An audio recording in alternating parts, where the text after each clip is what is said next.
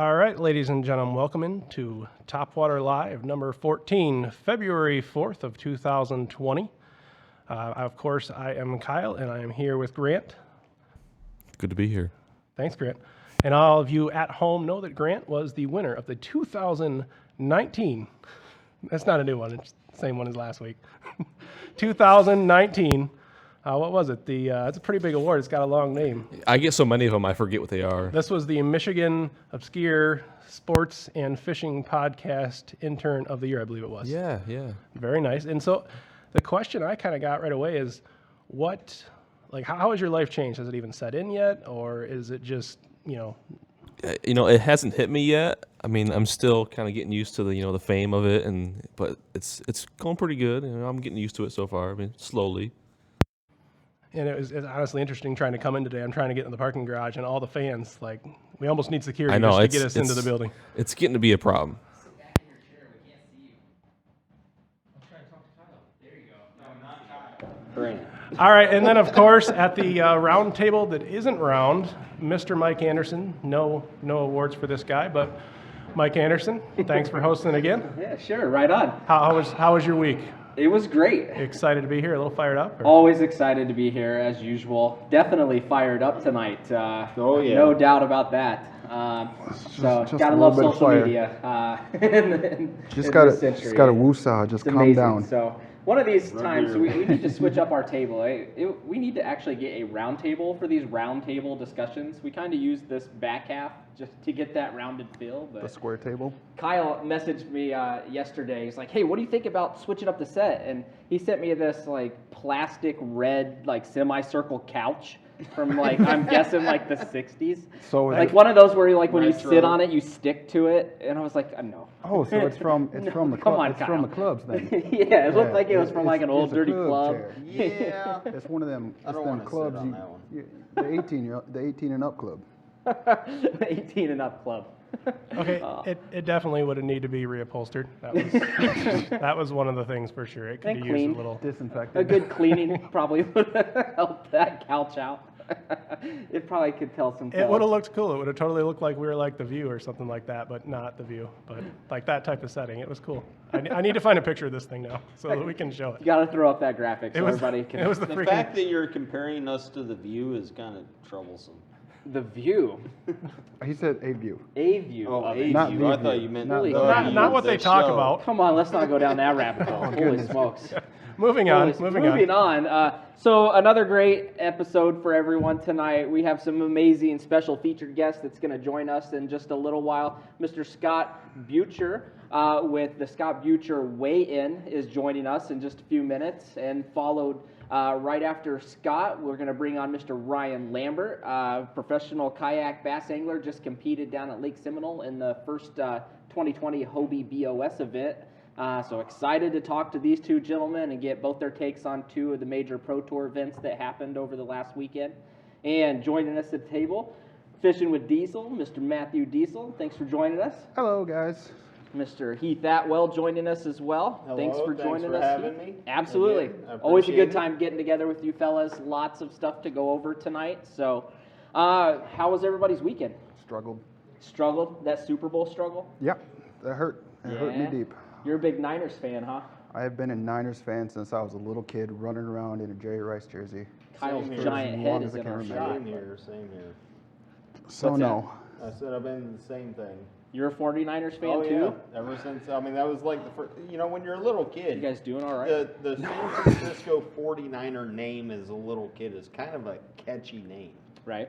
So if you don't know anything about football, that's kind of a pretty easy one to gravitate to. But That was. I remember Yeah. back when I was a kid, the hottest costume back then was a 49ers. The cheap football jerseys and outfits come with Oh, the yeah. plastic 49er helmet. was pretty easy for Everybody me. was rocking one of those I did costumes. not. just, like, I just sounded didn't like tough. red, or I didn't like the color blue. So I was like, I'm not going to be a Lions fan. So you chose your football team based on the color? No, it also helped was I started rocking football, and my mom came home like a little jersey to cover my pads. It said property of San Francisco 49ers. So I'm like, who are these Niners? It's right in the heyday of Jerry Rice, Joe Montana, and I'm best like, time. oh, this is the team. And then probably 2 years later after that, they're in the Super Bowl, and I'm like, I'm watching my team. So I've Right been on. fortunate enough to watch my team play in the Super Bowl 3 times, but I'm only 1 for 3 in winning. So I did follow the kinda 49ers stings. for a little while, just specifically because of Montana. A huge Notre Dame fan and followed the Montana family right out of Notre Dame into the pros back when I was a little kid. But growing up, I was always a Montana fan, always rooted for him. And then he eventually went to the Chiefs. So I have that.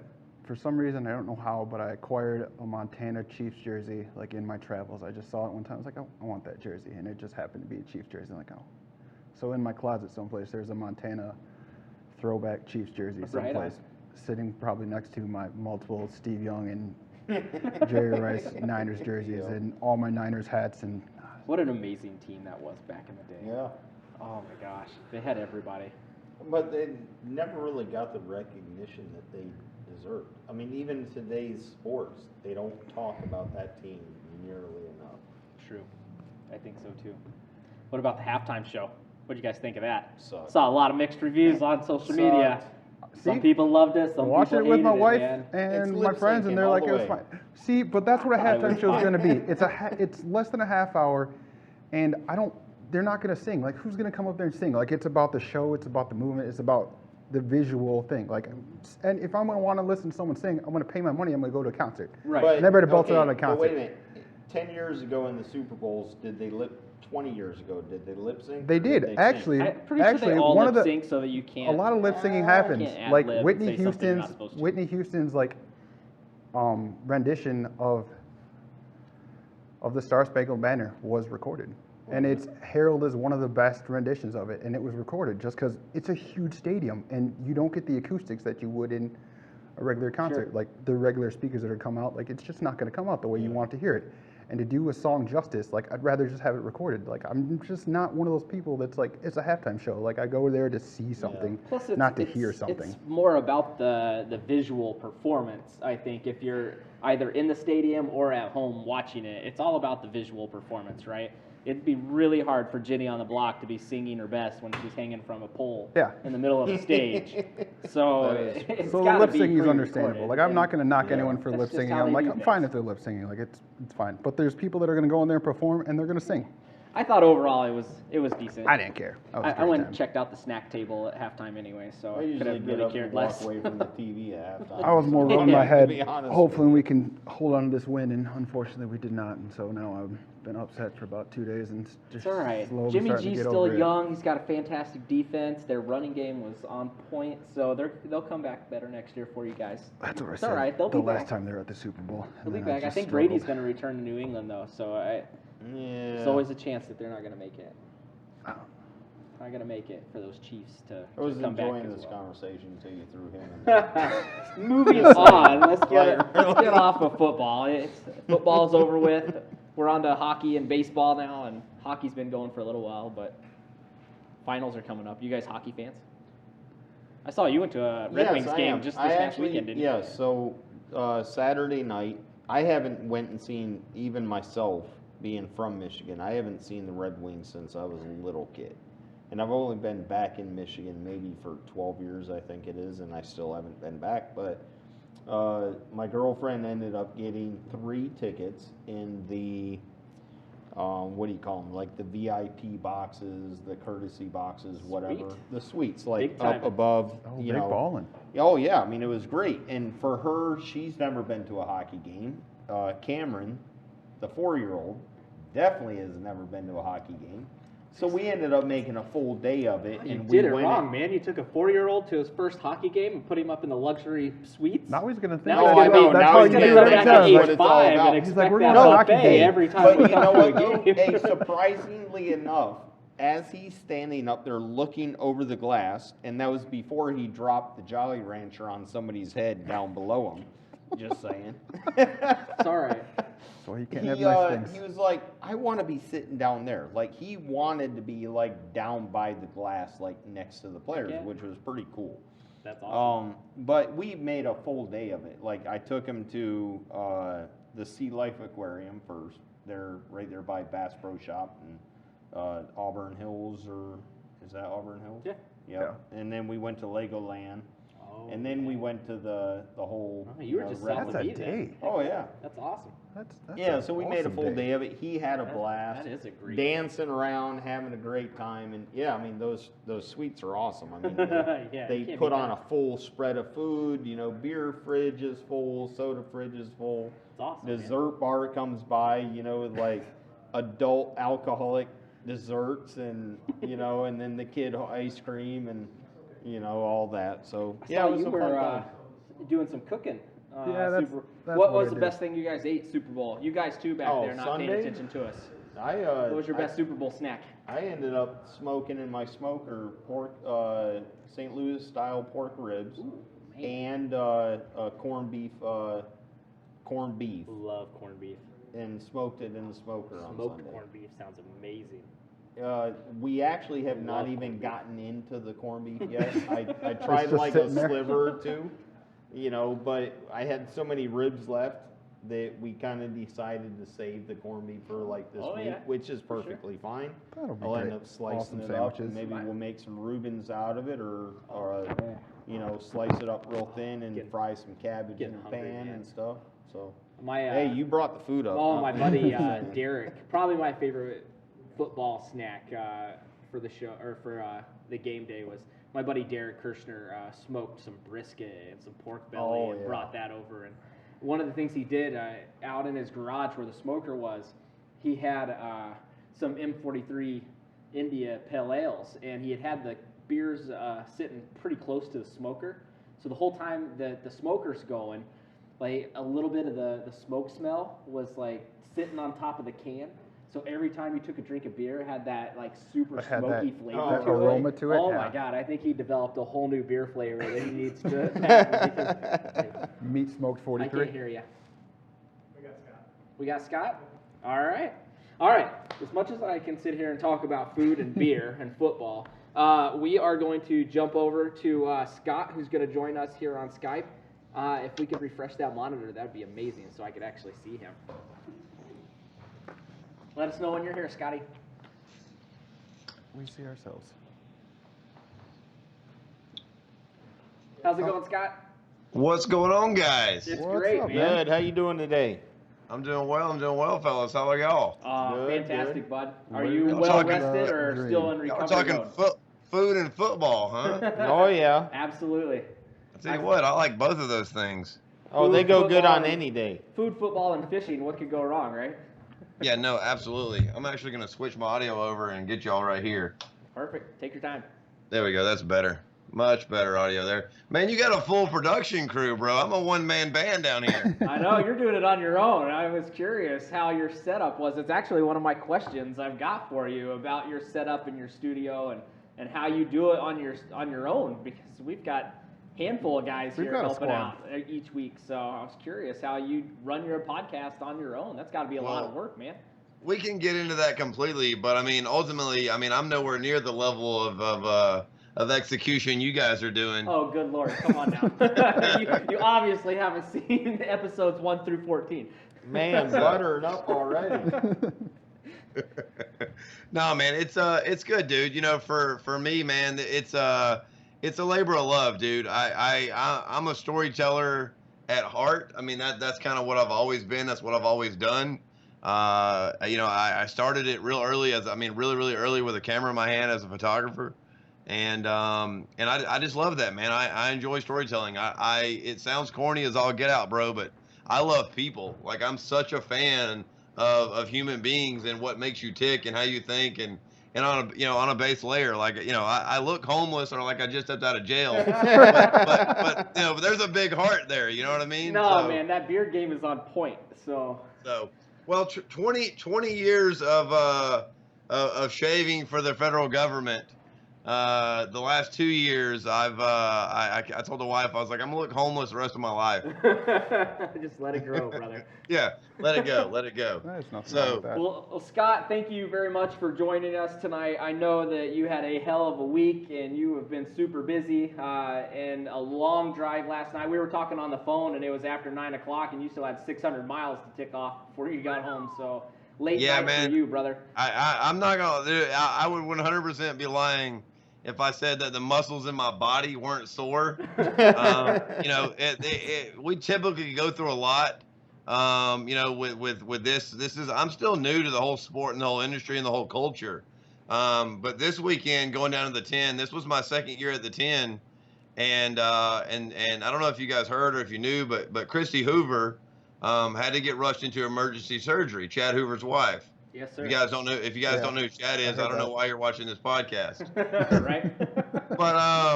But you know, Chad, you know, I was out covering some other guys at the 10 Invitational, and Chad called me from a ramp, and Chad's I mean, it's no small feat to say that Chad's a prideful human being. You know, and I could tell, like, as soon as I answered the phone, like, he just had that in his voice. Like, you can't, you know what I'm talking? That's Something your was wife. wrong. Yeah, you could. That's your wife. You know what I mean? Like, you know, and we knew that there were some issues, and we had pushed through with Josh and DZ. We had talked at dinner the night before. You know, does he stay? Does he go? At the end of the day, I mean, there's a whole bunch of money and a whole bunch of companies on the line that want Chad Hoover, that pay for Hoover, and for him to step away from the show and step away from that's never really been done as far as at that level. You know what I mean? Sure. For a national event, Chad's quote unquote been a one-man band for a long time. And so when he called me and he's like, dude, he's like, can you take the reins this weekend? I was like, of what? You know? He goes, can you host the television show and can you run the 10 for me? You know, and obviously Joe and, you know, and a great support staff of them. And I was like, yeah, I mean, I guess I'll fake it. You know? Well, Fake watching, it till you make it. That's awesome. Well, I watched all of your broadcasts while you were down there, and well, first of all, let me backtrack. Our, you know, condolences, and hopefully she's doing okay. I haven't read and caught up on the whole story. I just talked to Chad a few minutes ago. I'm not gonna get in too deep, but Sure. she's back in the hospital. She checked back in last night. She went home for about 24 hours, and something's still not right. So Chad threw her in the truck, went back up there late last night. As a matter of fact, when I hung up with you last night, he was checking her in, and then him and I talked for a while on my ride.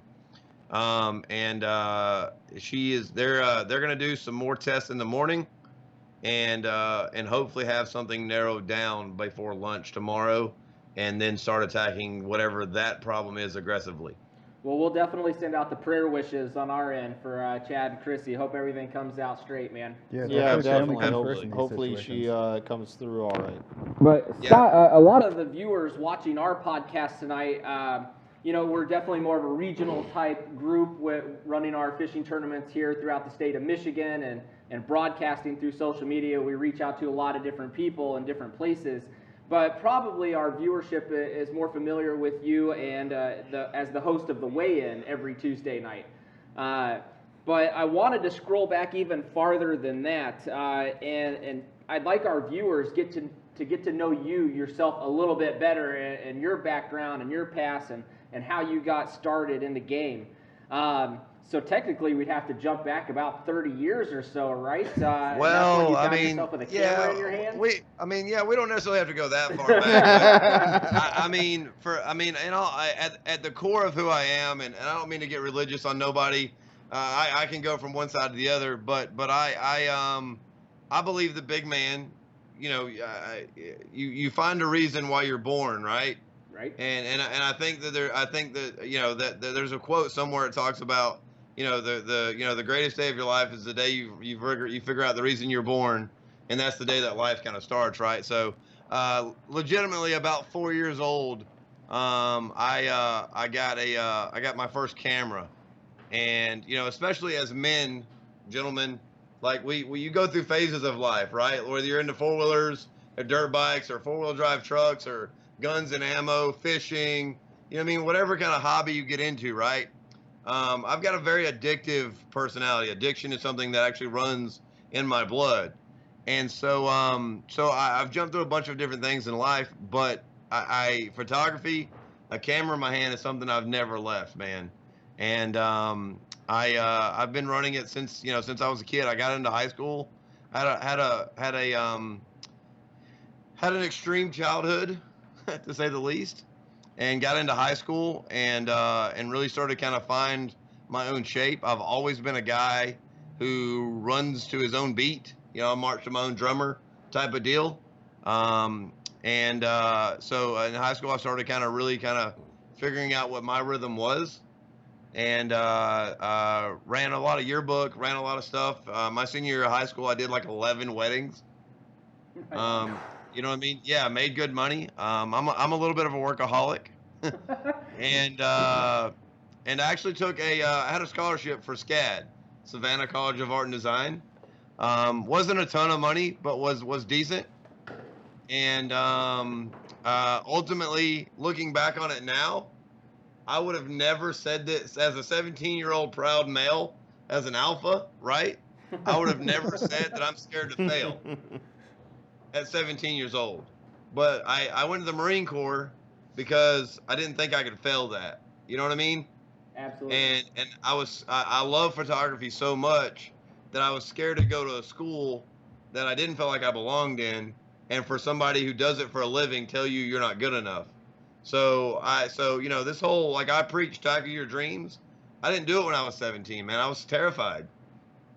You know what I mean? Yep. And Absolutely, so you know, I went through life and you know, and found the love of my life and had 3 beautiful babies, and did the Marine Corps, did the fire department thing for more than a decade, and I started looking at kayak fishing, man.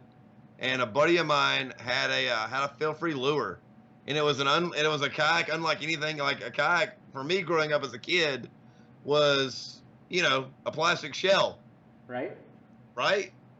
And so I started looking at kayaks. I bought a lure, and bro, I've been hooked ever since, man. Me and the fire department had a rough divorce. Very political. Very political. After 12 years, we had a very, very aggressive divorce, and about 3 months later, I went to the national championship, and this was the one up on Kentucky Lake where Dwayne Taft ultimately won and had Cheetos dumped on his head. And I talk about this in some videos and stuff online, but in that event, on those grounds there at that place, dude, I talk about it jokingly, but I got drunk on the sport. I mean, on the community. You know, I've never had a beer in my life. I have no clue what it actually feels like to be drunk, but I'm sauced up on this community. Right on. You know what I mean? And Yeah, so, absolutely, man. ever since then, I mean, I met Luther, I met Chad. You know, me and Gene were already good. We're building a very tight friendship before that, and I just got drunk and I came home and I begged the wife. I said, "Give me a year to chase something in the kayak space. Give me, you know, I work the photography company. I still got a, you know, my company still exists." And I begged her, bro. I mean, you know, broke down, you know, 3 kids at home, you know, like, hey, we're going to take a risk on us. No health insurance. We still don't. Yeah, You know what I mean? That's a tough. No steady check. That's a tough leap of faith, you know, with Yeah. 3 youngins at home, and to go pursue a dream. I mean, it's a risk that everybody's got to be willing to jump off that deep end and dive right in. Otherwise, you know, it may not be obtainable. So kudos to you, man, for jumping off the deep end. 12 months after that conversation, at the next NC, I co-hosted the episode with Chad and Gene. That's awesome. That is awesome. That is awesome, man. Now, is Snapshot Photography still active? Are you still doing weddings and baby Still pics good. and Yep, junior I pics, sent all a- that jazz? Yeah, I was watching. I got through taking photos of Josh Stewart's 11-pounder yesterday for the cover of Kayak Angler, right? Right on. And then I went over to go finish filling out a contract to send to a bride from the water. That's awesome. That is awesome. So, yeah, man, it's doing good. We stay busy with Now, that. do you specialize in weddings, baby pics? I know on your website you do senior pics as well. What kind of photography do you love doing the most? Is it more of this outdoor type setting, or do you still have that passion for? I mean, you started doing weddings when you were a senior in high school, so. There's weddings are personal for me. I mean, it sounds, you know, again, not going show you where go from one thing to the next. But as much as I'm a Marine and a fireman and this, that, like, I love a love story, dude. It sounds corny, but like I mean, I do, man. I like a love story. And so weddings really speak to me. They're super, it's just something about, again, telling those people's stories and how they come together. And, and you guys get it, like it's, you're dealing with different backgrounds, different walks of life. Yeah. And so seeing those relationships, whether it's family, friends, relatives, exes, baby mamas, baby daddies, you know what I mean? Like seeing all that stuff take shape and work is I like telling those stories, but I think the outdoor space, I've really gotten addicted to it. I grew up in the sticks of South Alabama in the early 80s and 90s. And so I have the niche for the outdoors, but I wouldn't have said that I grew up an outdoorsman. My dad wasn't much of a hunter, wasn't much of a fisher. We did stuff, we got on the lake every now and then, we went camping, but I wasn't, like Gene's an Eagle Scout, I go hang out with him. I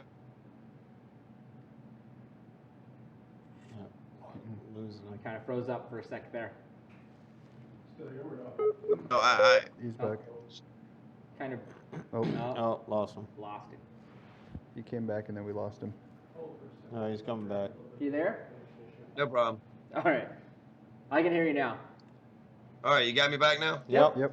Well, Scott, how did ScottBeutjerFishing.com get started? When did you make that transition from doing your film work with weddings and stuff like that into filming and working with companies like Yak Attack and Fluke Master, Picasso Lures, Bonafide, KBF, etc. The list goes on. When did you decide to make that jump?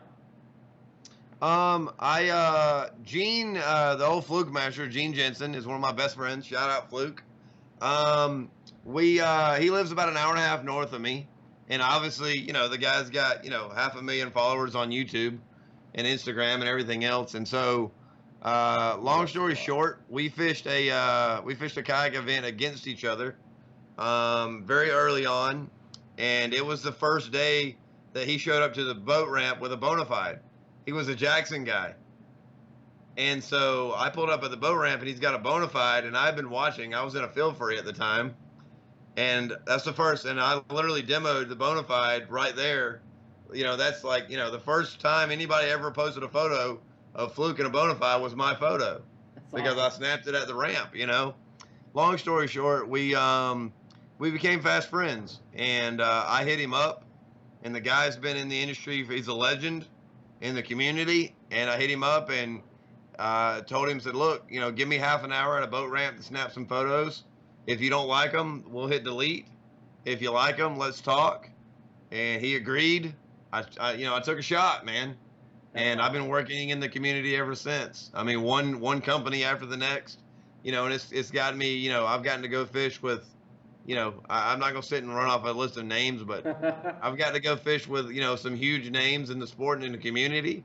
And for me, I'm learning every time I go out there. You can't go fish with these MLF pros or even these kayak pros, or these FLW guys, without retaining something. And Absolutely. so, like, I joke tongue in cheek all the time that I'm a terrible angler. I just go casting, right? I don't even go fishing. I go casting. I know that scenario all too well. Yeah, right? Yeah, absolutely. Stupid fish. Well, you've made that transition from even when you were a young child with a camera in your hands, and you went through all the different scenarios of weddings and senior photos, baby pics. Now you're doing film work for these large companies like Bonafide and those guys. When did you transition into podcasting? How did podcasting come about for you? Dude, I'm definitely not the guy that started the podcasting in the kayak space. But I'm proud to say that our shows, the two shows that I run, have got some of the biggest following. I'm very proud of that because we busted our butts to get here. For me, dude, it came out of necessity. I again, goes back to that love of people. I was grasping at everything I could find on the internet of where's more content? Where's these people's backstories? How do I know more about, Jim Ware? You know, how do I know more about Christine Fisher? How do I know more about Jeff Fader? You know what I mean? And I couldn't find anything. There was nothing. And I was like, you know what? I'll do it. Obviously, I got a big mouth. I ain't scared to talk. I feel like we have a lot in common, Scott. And, you know, for us, we kind of fell into that same boat. We wanted to not only help start spreading more awareness in our local regional groups, but we wanted more information as young kayak anglers coming up into the tournament world on these pros, like Christine and Fader and those guys. And we wanted more information, so we wanted to set up our own format and our own table in order to talk to guys like them and guys like you that have been doing this for a while now, and you know, people that we've learned from and apply it to our own strengths. And you know, so thank you for helping get the ball rolling with such a great podcast every week. And I mentioned the weigh-in earlier. What's the other, for the viewers watching at home, what's the other podcast you run? All of last year we did a thing. I worked very closely with a small paddle shop in Atlanta called Westbrook Supply Co. You guys, this is the only hat that I wear in the industry, and I'm very, very proud to represent Westbrook Supply Co. and our team of guys at that shop there out of Atlanta, westbrooksupplyco.com. It's a phenomenal. The owner there is Fletch Griffin, and I talk a lot, obviously, but when I talk about somebody being a top 2% human being, like he's that guy. He just is. He's just incredible. And the team of men and women that he's built around that shop, I have slowly moved my way up in the ranks there to where now I'm the marketing director for the company.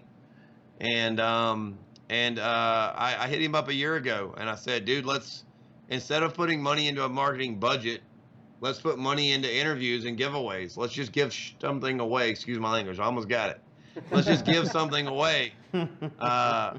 On my own podcast, I can let it. I don't let it go as bad, but It's all good. You're safe here. I'm naturally aggressive. My apologies. So, but anyway, and so it was. I told him, I said, dude, let's trust me. Give me a chance here. Same thing like with Fluke, right? Let me bet on me. And so we started giving away. I think we bought some rod, Yak Attack rod. Rod holders and and a hat or something in the first couple of giveaways, and then ultimately, we gave away right at $13,000 worth of stuff last year. Every single Wednesday, we throw up a graphic and we give away something. We do an interview with that, and that interview is very deep. It's a lot like this, where we're talking about that person's back history. Very rarely do we get on there and we talk about watercolor. Or what color Cinco you're throwing, It's much more in detailed, and I've had an opportunity to interview legends, in Mark Zona, in Jordan Lee, in Gene Wilson, thanks, honey. The wife of the year right there, guys, bringing in the drink. That's awesome. Yeah. And so so to have those opportunities to do that, and like I said, man,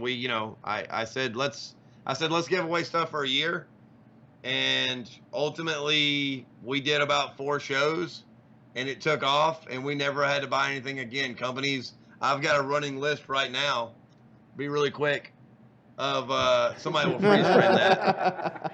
But that's you don't my know how list many guys just stopped this podcast, went back to take screenshots. Screenshots on deck. We've got some big names signed, man, for the next couple of weeks. So it's a lot of fun, man. Right on. That's awesome. Westbrook Wednesday. Yeah, you guys can find it out at westbrooksupplyco.com. For sure, man. Now, like each podcaster or podcast in general, we all like to specialize in something or at least be passionate about something, whatever we're broadcasting to the public. Now, for groups like us and we've chosen the path of fishing and kayak fishing specifically. Now, for our types of broadcast, and you doing this a lot longer than what we have, what type of content makes for a good fishing-related episode that you find? We like to do a lot of, mixed segments where it's a little bit of education or it's a little bit of angler spotlight where we get to talk about your background and things like that. And what do you personally, you get to talk to a lot of big names on a weekly basis. What do you find makes great content for you and your viewers? And, what kind of fun do you have with that? I'm not gonna lie. I really wish I had a real professional answer for you, That's but all in no right. way, shape, or form, Unprofessional in one no for way, two. shape, or form is anything I do professional. I mean, it's just not like I don't know, man. I feel like if something interests me, then maybe somebody else is interested in it. And like I said, I'm hungry, bro. I'm hungry for stories. You know what I mean? Like, Absolutely. I want to get to know human beings, bro, at the core. And I know that sounds so corny. Like when I Not at say it, all. I hear it. Like, but it's true though. Like it's all heart, man. No, it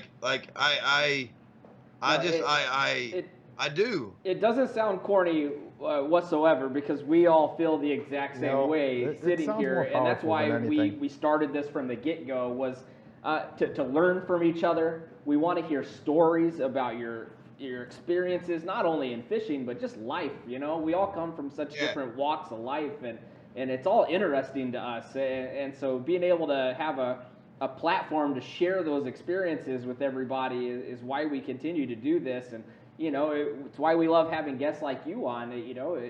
Totally different background from the rest of us, and it's very interesting, and we think everybody else will be interested in it too that follows us. So I'm a big advocate for studying humans, right? And what I mean by that is, like, I consume a lot of books, but nothing like it's all like very biographical, autobiographical type stuff. I like to study great human beings. I mean, phenomenal folks, guys that I look up to. Whether it's MLK, whether it's Reagan. That's getting political. Whether it's Mark Zona, whether it's Casey Neistat, Peter McKinnon. I like to study folks that I look up to, right? right on. And I do that because at the end of the day, Steve Harvey, I 100% believe, says it best.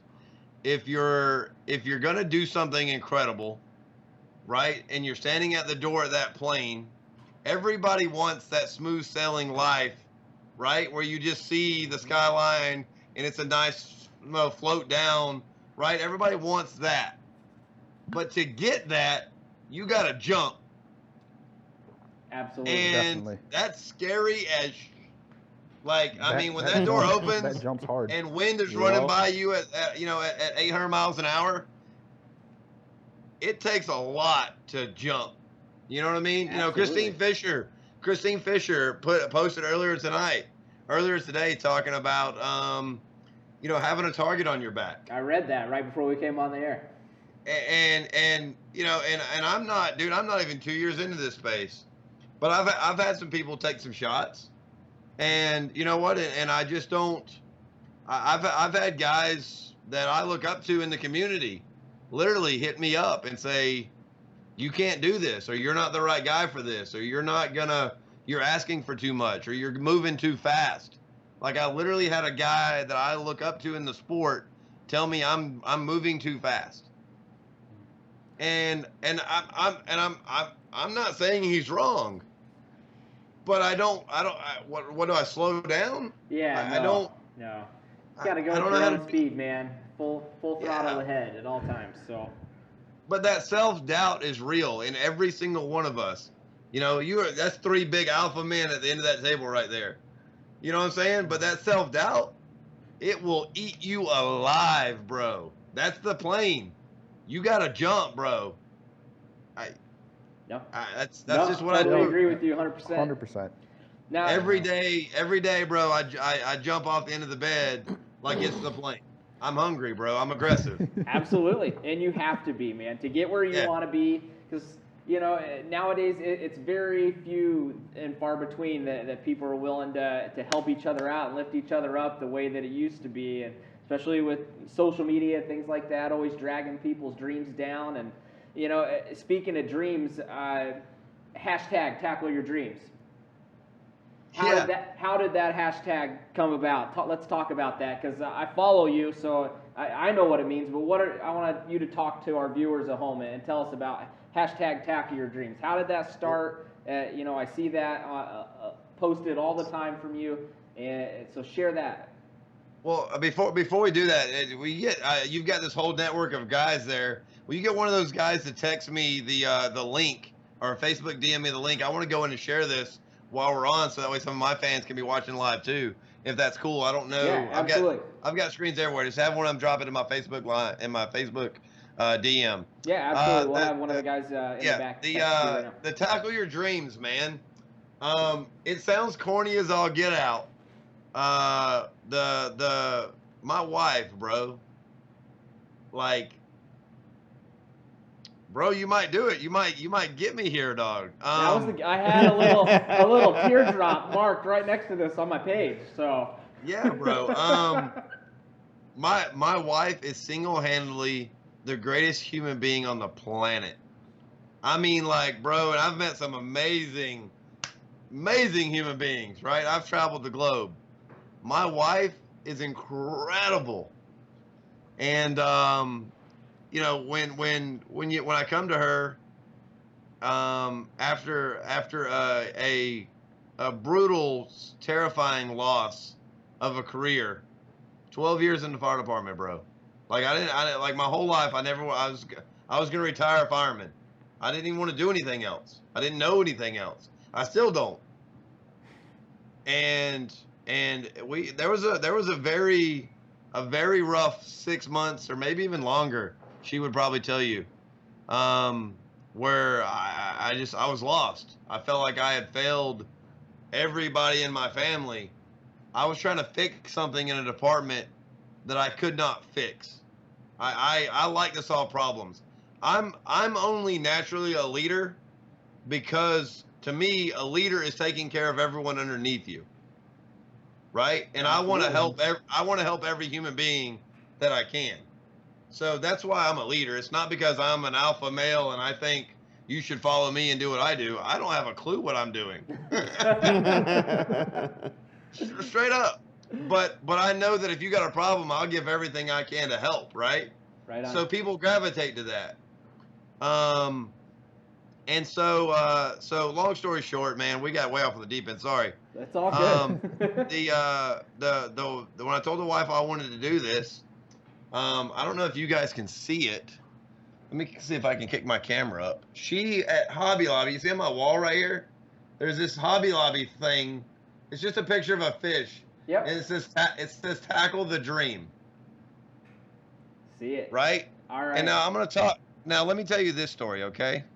This is getting deep. I've never shared this story before. Oh, Topwater Live exclusive here. Well, this is where everyone goes away and does something else, right? But no, I come from divorce, as so many other people, right? Sure. And in the first year of marriage, we struggled. I mean, like struggled. Preacher's daughter, had never lived anywhere else. I had come out of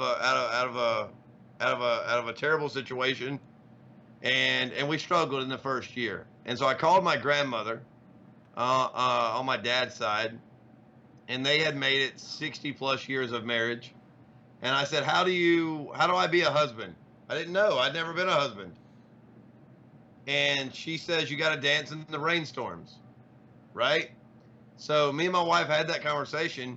A week later, she comes home with a giant portrait of this couple dancing in a rain, and the butler of the couple, right, is holding an umbrella over them. And that hangs over our bed to this day. And we're going on, in November will be 12 years that I married way the hell out of my league, fellas. You got me, my wife. I think most of us here can attest to being in the same situation. And so we support each other in these little ways. And she came home with that after about a week of me saying I wanted to get, no one's really making a living in the fishing space. I mean, very few. Right. And I'm not a very good angler. So when I told my wife I want to go kayak fishing for a living, she was like, no, honey, we've got 3 kids. But she not once, to this day, not once has told me no. That's awesome, man. And, going back to the God thing, guys, like, I would have never left the fire department. Like, I would have stayed on the grind trying to fix it. God kicked me out to go find this. Again, it's that almost that same thing with school and photography, right? Like, it was a God thing, man. That's not what I was supposed to do. That wasn't my path. My path brought me to this town after the Marine Corps so I could meet my wife, go to the fire department, right? So I could do my time, get done what I need to get done, get a foundation, have what I need in a home, in a community, and a wife to trust and support me. You know, if I'd have came to her in year 2, no way would she let me go kayak fish for a living. Right? But in year 10, she had some confidence in me. Sure. And it's her confidence in me, bro. That's where Tag Your Dreams comes from, bro. That's a really long wormhole. That is a great answer, though. That explained it 100%, and I was hoping you were going to dig into it like you did there. So thanks for explaining that to us, man. It's a beautiful thing about strong relationships. Someone's cutting onions. Yeah, absolutely. Yeah, someone's cutting onions. You know, it's one of those things, man. Where, you know, again, everything goes back to human beings. I jokingly say it all the time, but I mean it. I'm gonna cuss, so if you gotta bleep it, bleep it. Everything else in life is shit. People are all that matter. Absolutely. People are all that matter. Everything else in life. I walked in the house from being gone for 10 days. The amount of swag that's in my house is stupid. I mean, I've got bait boxes. I mean, I had a company drop me $5,000 worth of baits. Like, there are 4 boxes. It's nasty. That's amazing. It absolutely means nothing, right? Right? Without people. Absolutely, 100%, man. Yep. Well, So, Scott, I feel like we've given our viewers a chance to get to know Scott and your backstory, and you've explained it so well. But let's jump forward to this past weekend, talk about some more fun stuff, where you were able to spend the last week or so down in Kissimmee at not only the 10 Invitational, but also the 10. You got a lot of jealous kayak fishermen up here in Michigan, you know, sitting in the cold, watching you guys have the time of your lives down there this past week, man. So first off, where was Jeff Fader? I don't know where Fader was at. I fully was expecting your boy to come lay down the Darth Vader on everybody's candy, right? I thought he would too. He's usually watching, so maybe we can get him to jump on with a couple comments. He's usually online checking the show out, but I fully expected him to be down there representing too. I know he was out in Vegas like the week before that or a couple weeks ago, so I don't know what his plans were, man, or why we missed him. What a tough life. I spoke with him a little bit before before that happened, and he basically had a choice, I believe, if I recall, of going out to Vegas with family and all that, or doing this, and he had to choose one or the other, and I think that lost out. He chose Vegas over fishing? Terrible choice, Fader. Terrible choice. Yeah. I feel like a new hashtag could be formed out of this. Yeah. Well, so, you know, for you down in Kissimmee, Florida, fishing and just being in the house with all these guys, we were living through your post and broadcast over the week. I mean, I guess what kind of setup was required for you to get down there? One, because not only were you you brought the truck and a kayak and the trailer, but you had to bring your equipment as well to be able to do the broadcast from down there on location. So, well, I mean, a lot of work went into this on your part. And then, of course, with Chad, happened to step away for a little while and kind of left it in your hands. I mean, even more on your shoulders. So. Well, for sure, man. Well, if anybody follows me, my big ram, we call her Reba.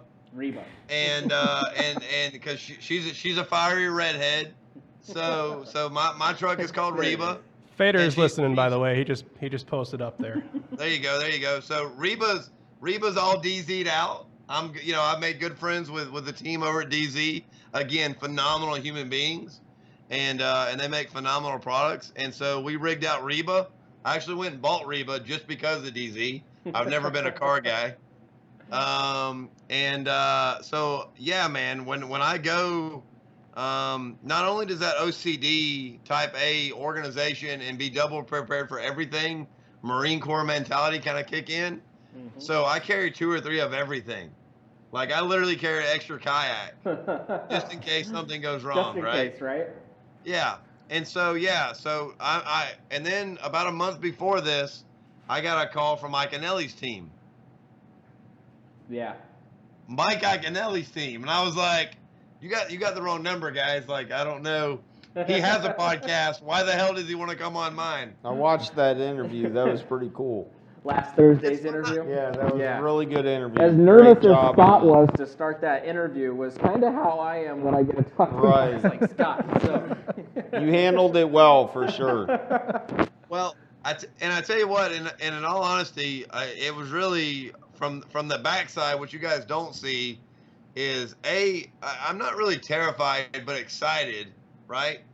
The only interview I've ever been terrified of was Zona, because I think Zona, Zona's there for me, you know what I mean? And so it's one of those things where I knew we would have good conversation. Me or him? But we were planning on, I love to put in the work, right? And I didn't have the time to put in the homework for this episode because Chad had to leave and I was filming for television all day. So, like, it was a good interview, but I'm having him back later on in the summer for a Westbrook interview, and it will be a little bit more of my style of what I enjoy. Really, it was just me and him having a conversation. Mike's a good guy. Obviously, he's a legend in the sport. I'm very blessed, man. I got to call Dave Lefebvre this morning, who's an MLF guy, and he's 2 hours from me this week. He's up there with you guys, up in your area of the woods, right? Yep. He called. I called him this morning and said, "Hey," I said, if you're gonna be at Eufaula, let's get together and do a couple things. We're good friends. I've been blessed to have a good relationship with Brian Latimer and so many others. Sorry to be name dropping. It's all good. But it's fun, man. And at the end of the day, everybody puts on a pair of pants by jumping from the top of their bedpost, right? Like, it's normal. Absolutely. Now pretty now let's standard. get super serious. A lot of the people watching the show are kayak anglers themselves or follow that type of social network. So let's get serious. In the tin house, who was the funniest guy that was in the tin house? Who was the comic relief while you guys were there? Bro, there are funny guys all over the place, man. That's a good question, bro. Man, Put you on the spot here with a couple questions. honestly, bro, Ken Wood is freaking hilarious. Ken Wood, nice. Ken Wood is hilarious. Came in second too, man. Had a Yeah. heck of a day two there too. Yeah, it was my first time getting to spend real one-on-one time with Ken Wood. We followed him on day 2, and I already had a respect for him for sure, but the amount of heart that's inside that big old chest of his is intense, bro. And so I became a much bigger fan of his over this past week. But as far as the funniest dude, Brad Case cracks me up. And Brad Case, we call it Case and the Kid with Dylan, Sure. the 15-year-old. Getting Case and the Kid and their 42-year age gap together. It's like bad grandpa. You know what I mean? Like they're brutal with, like, you could not have them on camera together because they're just brutal together. That's awesome. So that's fun. There's a ton of funny guys, man. Casey Reed, Josh Stewart.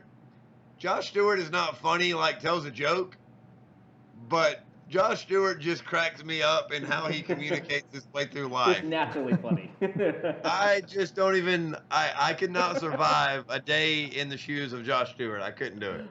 Now, who in the house was the most talkative? Who's the guy that everybody's trying to go to sleep and he's still up prepping? I thought that was going to be the answer right there. Now, you may have this one. You may have this one too, but Speaking of Case and those guys, who had the best beard in the tin house? There was a couple beards floating through the house there. Cases for sure got the best beard.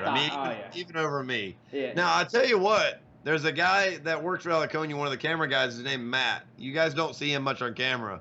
He's a ginger-headed Canadian, and he's got a ginger beard that is like a bootstrap that we would have worn during the colonial days or something.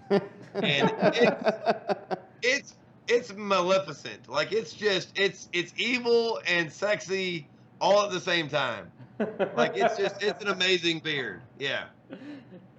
Now, one of the things we've talked about on our show in the past is limiting the amount of gear that we bring with us on every single tournament. Of course, for us, we're just fishing within an hour or 2 hours away in the state of Michigan. We're not talking about traveling across country.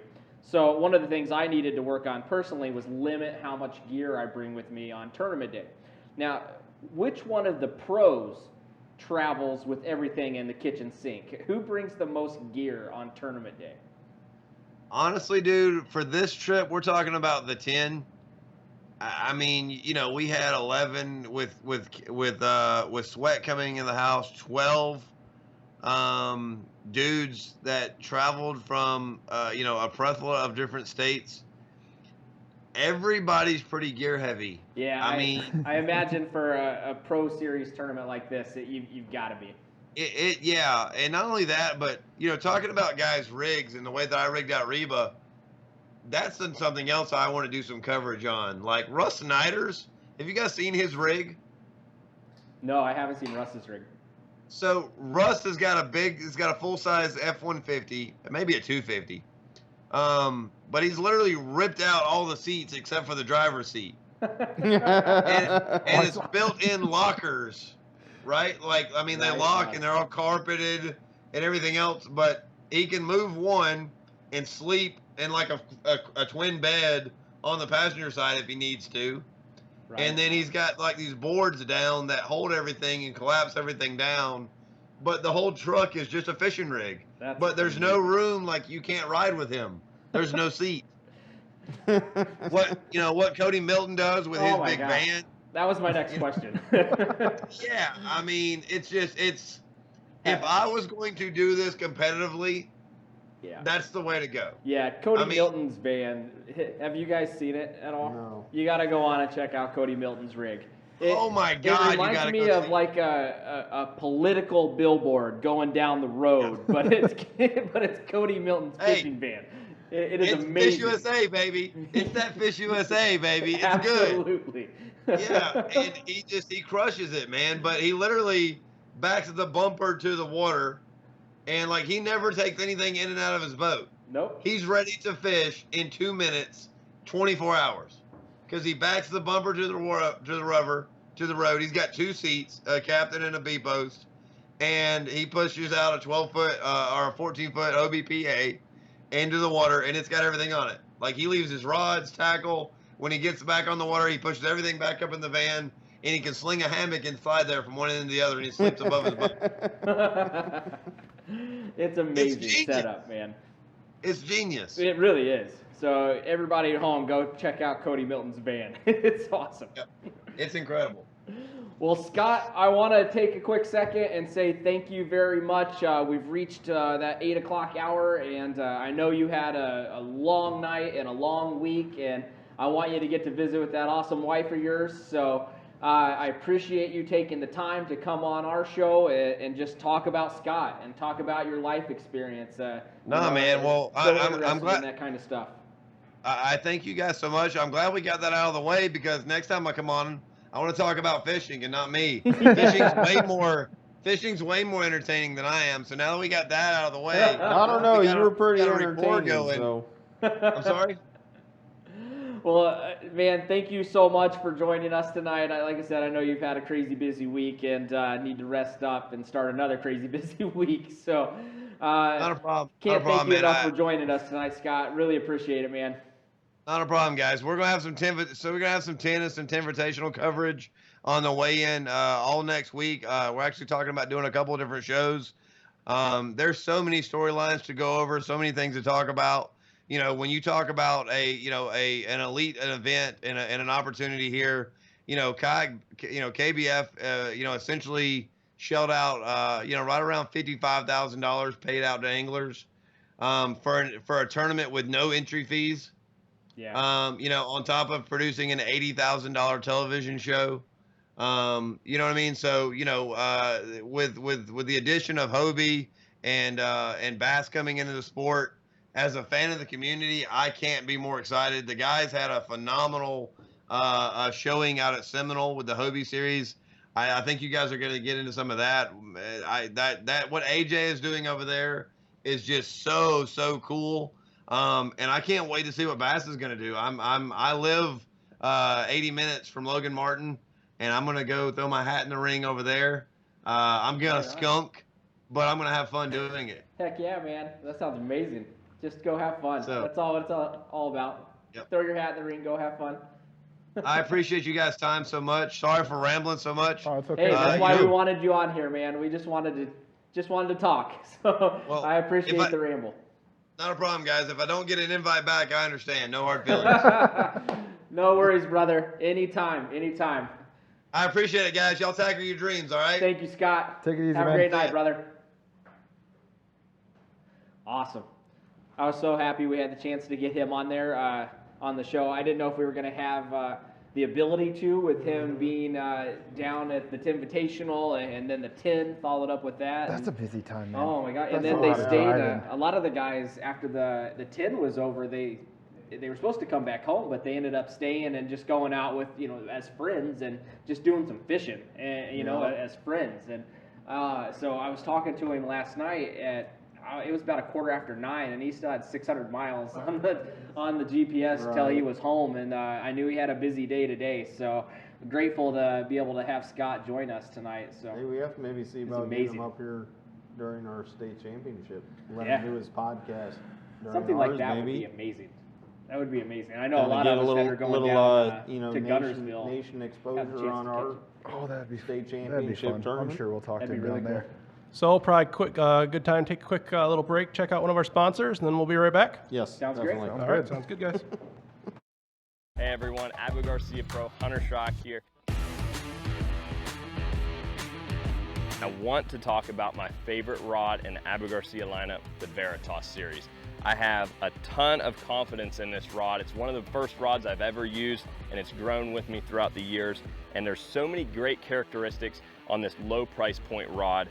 First is the foam handle. Has a great locking seat for your reel that's going to keep it secure at all times. Moving all the way up to the bait keeper here, it's a very unique bait keeper that you can slide your Texas rig in, not having to unhook it from your plastic. All the way up to the blank, it's 30-ton graphite.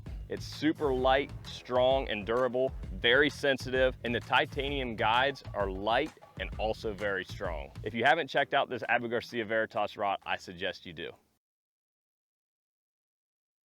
Water Dog Outfitters. Your on the water retailer wants you to try it before you buy it with a free 15-minute paddle or pedal before any kayak, paddleboard, or bike purchase. Water Dog Outfitters is also the newest Magnum e-bike dealer, offering one of the best electric assist bikes on the market. Looking to rent? Water Dog Outfitters offers kayak, paddleboard, and bike rentals too. We're located just off the Hart Montague Bike Trail. Water Dog Outfitters, 20 minutes north of Muskegon in Montague. Water Dog Outfitters. You're on the water. It doesn't matter what you fish, you need the right bait. Berkley Power Bait. Now in 54 proven shapes. From craws and creatures to worms, grubs, swim baits, and more. And 85 sizes. And all are infused with that deadly Power Bait flavor. Fish bite and won't let go. Giving you up to 18 times longer to set the hook. And that means you catch more fish. Yeah, it's time for a bigger tackle box. Berkley. Catch more fish.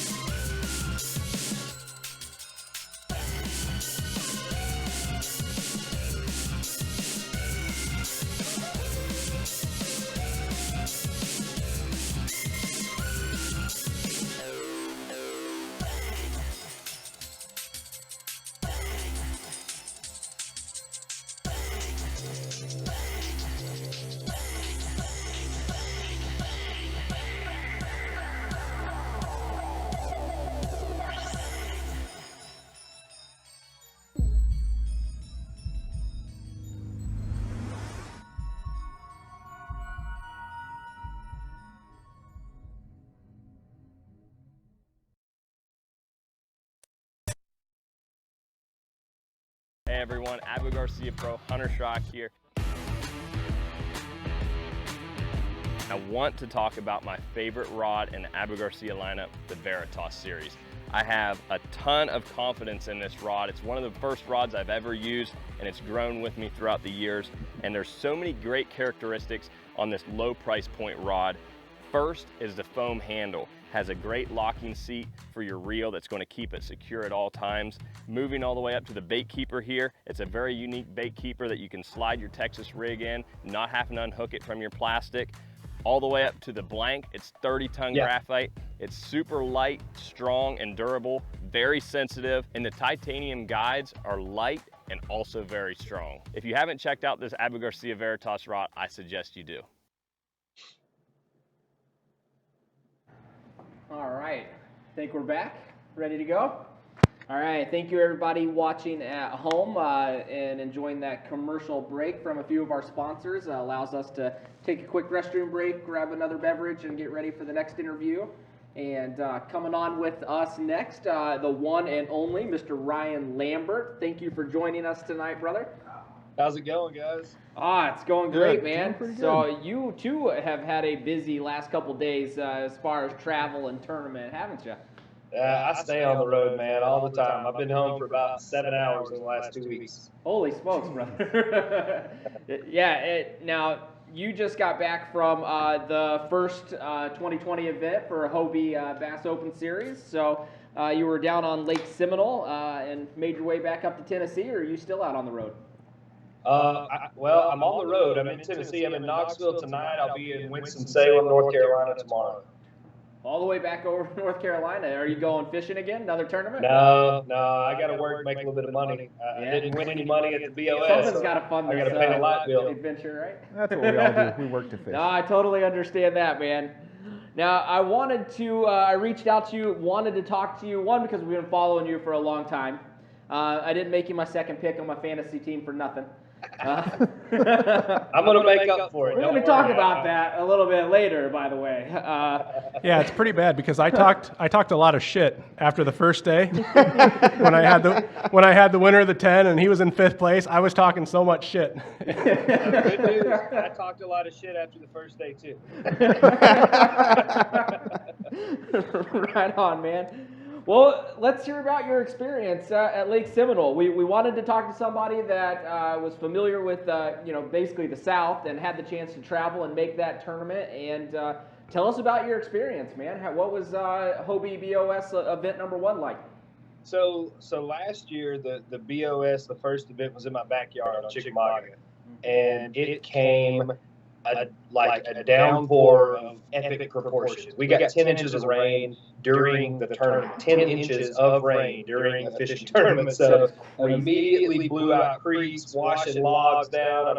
So February last year was a rough start. So I was like, I'm going to give it another shot. We're going to go down here to Seminole, and hopefully we're not going to get, just some kind of torrential flood.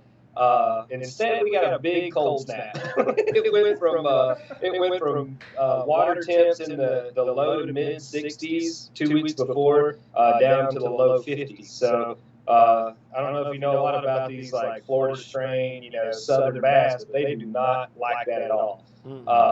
Fishing for a lot of folks, pre-fishing leading up to it was a grind. It was hard to find numbers of quality fish. There were a ton of 20-plus inch fish caught, which speaks to that fishery. Like, they're there, but as far as being able to pull up 2 or 3 of them, man, it was a grind. But where we were at, there's a campground down there. I've duck hunted down there for the last 7 or 8 years.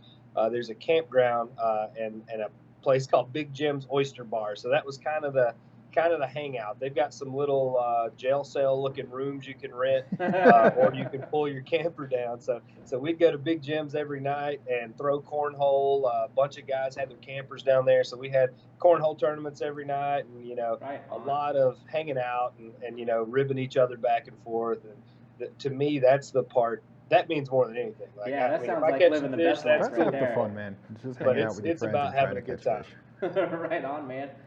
Now, I know you went down there, you were able to do some pre-fishing. Where you did your pre-fishing at, was that around the same area that you started day 1 of the event at? So when I first got there, I went straight to some backwater that we had duck hunted, because traditionally, like on Gunnersville, my duck hunting spots are my highest producing bass fishing spots. So, Backwater sloughs, springs, that kind of thing. So go back through your Facebook page, find out some visible landmarks of your duck hunting pictures. Yeah. I'll drop you pins. I'm not that guy. I'm not the secret dude. I'll go catch fish in front of you. I don't care. Right on. That's fine with me. I don't hide stuff, man. I'll tell you what I'm throwing. I'll tell you where I'm throwing it. It don't matter. You still got to beat me. That's my attitude. That's the way it should be, though. Right on. That's exactly how we feel too. There's plenty of fish for everybody to catch. Yeah, we're in pretty these much lakes. an open book here in our community and our tournament series up here, so we feel the same way, man. But I went to that backwater and kind of checked it out first, and it didn't really pan out. So the next morning, a guy named Mike Gay, he's from Panama City. He was in town and he needed a place to stay, and I was like, dude, I'm getting a room. You can crash with me. I met Mike once in person, before on Gunnersville. I'm like, yeah, sure, dude, come on. So we went and pre-fished, and he went. We launched.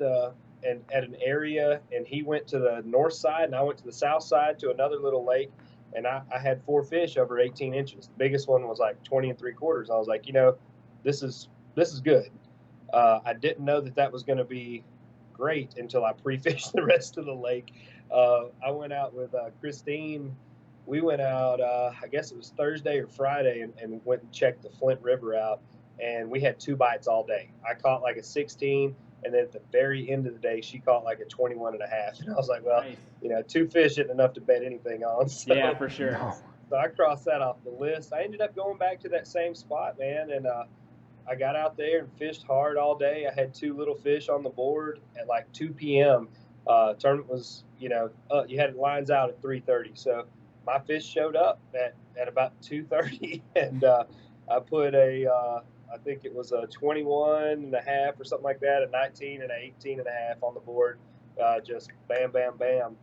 And I was like, all right, they did what they were supposed to do. I'm not mad. We're in good shape. I was in 5th. Day 2 rolls around, post frontal, bluebird skies. I couldn't get bit. I'm not talking about like they wouldn't bite my jackhammer. That was my main bite. I'm talking about, dude, I drug finesse worms around, drop shots, flukes. I threw in every hole in the grass. I was dumbfounded, and I'm so stubborn. I won't leave. Sure. I won't leave. I can't stand to do that. I'm like, these fish did not just like call an Uber and go to the next county over. Like they're here somewhere. So I don't know if you guys know who Matt Ball is. He's, Matt's a freaking stick, dude. He I think he won the national championship a few years ago. Like he's a great fisherman. He was in the next lake up, and he had only caught 1 12.5-inch fish the day before. So I guess my fish moved about 800, 900 yards up the ditch into his lake. He's like, I found your fish. And I said, oh, really? He's like, I wore them out today. He said, me and my buddy here, they just sat there and stomped them with a drop shot. Good for him. But he said, you should have came up and joined us, but that's not me, man. I'll sit there and take it on the chin. It's all right. Well, you weren't alone, man. Watching the leaderboard from day 1 to day 2, there was a lot of shifts in that leaderboard. Oh, yeah. A lot of guys either, bounced up or bounced down. Do you think it had something to do with the weather changing or anything like that? So 2 things on that lake. The first one is those fish move, and they move a lot. They're chasing bait, so they were still in kind of a winter feeding pattern. So they were pretty much, just moving with the bait balls. The second thing is that post frontal, it really did hurt the bite a lot, lake wide. If you heard the kind of recaps from the 1 and 2 guys, they were really on fish. On a bunch of big fish, and they moved. I think Jake Harshman, he said that he had to cover a few miles to find his fish. Yeah, for sure. That's what I talked to a couple other people online, and that's what everybody else was saying too. They covered some territory trying to find those guys on day 2. I covered, me and Donnie Bennett, we were both in the top 5. We were both fishing the same area. And I think Donnie caught 2 fish, maybe 2 little fish, just finessing this big empty. He was on like a hard bottom area in the middle of all the grass, and he caught 2 little fish. And when that happened, that was concerning, because we had caught like 5 fish over 18 inches between between the 3 of us the day before. I'm like, that's not good. You know, when 18s go to 14s, that's a problem. Yeah, that's a tough outing, man, for sure. No fun. Well, I apologize. I probably should have introed you with this, but I listed some of your credentials and resume from previous tournament experience leading up to a conversation that I wanted to have with you. And when it comes to fishing down in Guntersville, you are a stick down there, man. You've had tremendous success fishing on that big body of water, and in just under 2 months, there's about 68 of us Michiganders headed down there to the NC, and a lot of us, I'd say the large majority of us, have never fished that body of water before, or even that far south before. And with your type of success down on Guntersville, what kind of tips can you offer us Michiganders headed south down there? I mean, that time of year is really dependent on what kind of rain we've had and water levels. Clarity doesn't really affect Guntersville that much. What happened last year is people were fishing a lot deeper than they needed to be. On Guntersville, you can catch fish shallow all year round. I caught all my fish in like 2 feet of water. I could see their backs out of the water as they were coming to hit the bait. So that's the best piece of advice I can give you is do not, even if it's cold, do not think that you have to be fishing deep. So don't pinhole yourself into one spot. Definitely, you've got more than enough water and ground to cover down there. So it's a big lake. Find how you like to fish. If you feel more comfortable fishing river, moving water stuff, then go to a river section on the upper end. If you like flipping bushes, then go to the south end. If you like pads, you know, mid-lake area has plenty of pads and stuff to fish. You know, you can find your comfort zone. And I try to do that on every tournament. I'm not a graph watching person. I don't like to fish in 20 feet of water and try to drop shot fish. I don't. If it's summertime and they're schooled on ledges, I will put a graph on my boat. But if not, I don't run a graph, period, because I mean, I can't stand just pedaling around and looking at that thing like, you know, video game fishing. That's not really my style. Yeah, for sure. What kind of I've got a football jig. It finds the fish pretty well. You throw it down, you feel the bottom. If the fish bite, then they're there. That's all you need is jigs. Yeah, we're going to do a little segment here in a couple minutes just about jigs. We kind of feel the same way. But how would you consider yourself as far as your fishing preference? Are you more of a power fisherman, more of a finesse type guy, or a little bit of everything? Just depends on place and situation. So my favorite baits to throw are a jackhammer or a Texas rig, like sweet beaver type bait, or my favorite thing to throw is Z-Man makes Fatty Z is what it's called. It looks like a Cinco with a fat tail on it. Sure. I throw that thing in the deal color and it looks like a little minnow. I'll throw it in the grass, thick grass, and pop it through. And I mean, it looks like a little minnow just hopping through the hydrilla. Those are my favorite ways to fish. I'm not a treble hook guy. It's a tough day if you see me out throwing a jerk bait or something. I love swim baits. I like single hooks. I trust single hooks a lot more than anything else. Now, we've been friends online for a while now, and I know you get into a little bit of everything. You duck hunting and you know, a little bit of everything. How did you find yourself into kayak fishing? I know you've been doing that for a number of years now, but how did you find your way into kayak fishing? Like 6 years ago, I've got a daughter. She'll be 10 in July. You know, she was about 3, and I wanted to start getting her out on the water. And my grandpa, he always took me fishing in these little streams and stuff that feed into Guntersville at home. And I really wanted to get her out and do that kind of thing with her. And at that time, like, I was 20, 25, 24 years old. Like, I wasn't going to go drop, you know, 60 or 80 grand on a bass boat. So I was like, man, I'll just get a kayak and we'll start going out on these little rivers. So I bought a kayak, and my buddy Steve Owens, he's the tournament director for BASS now. We went and we bought 2 native ultimates, me and him both, and we started like crappie fishing first. And I didn't bass fish at all, period. I caught a bass by accident, and I was like, man, these things are dumb. Like, I can do some bass fishing. So I looked up, there was a club called Chattanooga Bass Yackers in Chattanooga. They fish Chickamauga primarily, and I was like, man, I'm gonna go enter one of these kayak tournaments. I love to compete. Anything, I don't care what it is. Like, I'll try it. So I went to Walmart and bought like a Berkeley Lightning rod and a cheap Black Max combo and an assorted box of Yum baits. And I went out to my first bass fishing tournament, and it was a blind draw partner tournament. And the dude that drew me, he's a stick around here anyway. His name's Cameron Gatlin. He won quite a bit fishing FLW Co-Angler last year. So I apologized to him up front. I was like, hey, buddy, you got the short straw today. Like, I'm sitting out here with like 12-pound test fluoro about to throw. I didn't have a frog, so I rigged a freaking crawl up on a swim bait hook and ran it across the grass like a frog. My first bite was like a 5-pounder. It was like 20.5 inches. I was pumped. I couldn't believe it. So I'm paddling over to him as fast as I can, like a little kid, you know, just caught his first fish ever. And I watched a YouTube video on how to throw a swim jig while I was heading over to him because I had bought a swim jig for some reason. So I tie it on. And I'm talking to him, just ripping it through the grass. Well, I catch like an 18.5 in front of him. And he's like, what are you doing? I was like, dude, I really don't know. I have no So he's like, if I catch one fish, we just won this tournament. So he did, and we won the tournament. Right on, man. And I've been hooked ever since, and it's just kind of snowballed. And now, you know, we're on the road all the time, and I don't know. It's just I don't know how it started, but I like where we're at right now. Heck yeah, brother. Now, with you going down and fishing the first Hobie BOS event of 2020, a lot of our viewers here haven't been able to go out and participate in a Hobie event yet. Now, Hobie runs a phenomenal event. I mean, those guys have fine-tuned everything as far as running an event. So tell us a little bit about your experience as far as just the event overall.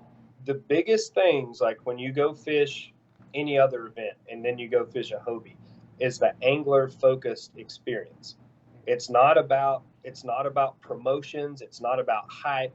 Like, you're never asked to, like, you know, fake happy or do jumping jacks for the camera or whatever. Like, they're there for you. You walk in, you know, they have a meal set out for you at the check-in. They have, you know, tables and white tablecloths, generally speaking, depending on which venue they've found locally. But I mean, it's a big, you know, very professional angler-focused event. There's nothing else. When AJ gets up there on the microphone, that's it. It's about that event, and it's about those anglers and how to provide the best experience for you. And anything you need, any question that you have, it's handled immediately and professionally on the spot. And that's, to me, that is the biggest thing.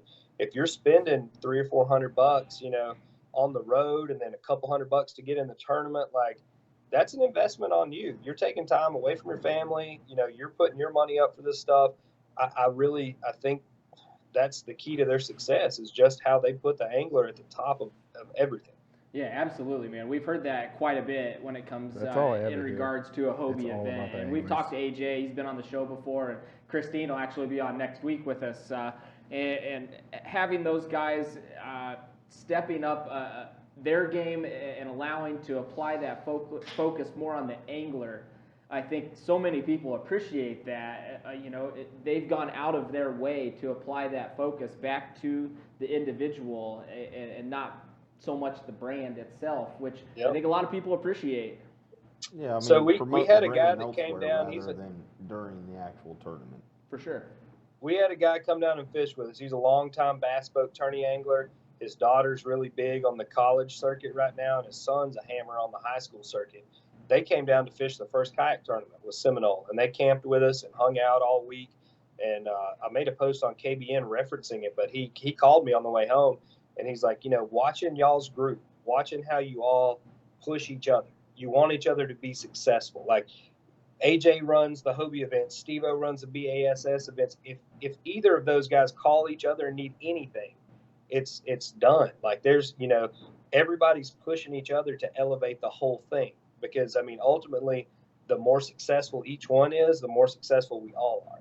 Yeah, and he's absolutely. like, that's the difference, you know, that being a giver or being a taker. He's like, you guys are givers. You do whatever it takes to see the other person be successful. And he's like, that's why, you know, you can really make a change in this sport. And I took that to heart, man. I mean, I love the direction that we've gone with this, and we've all talked about it for years.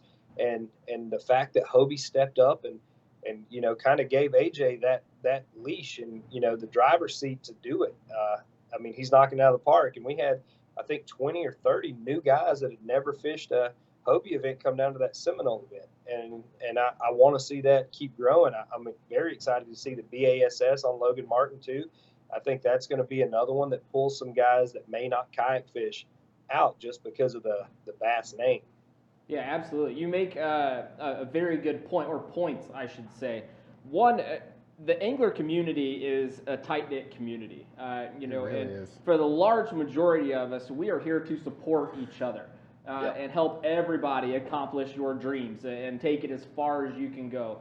Whether it's podcasters helping other podcasters, or Hobie helping you've got guys commingling in each other's events and supporting each other to get everybody to that next level of where they want to be. And whether it's podcast or it's a tournament pro series or it's business to business, we're all here to help support each other. And there's more than enough room to go around when it comes to any of those. So.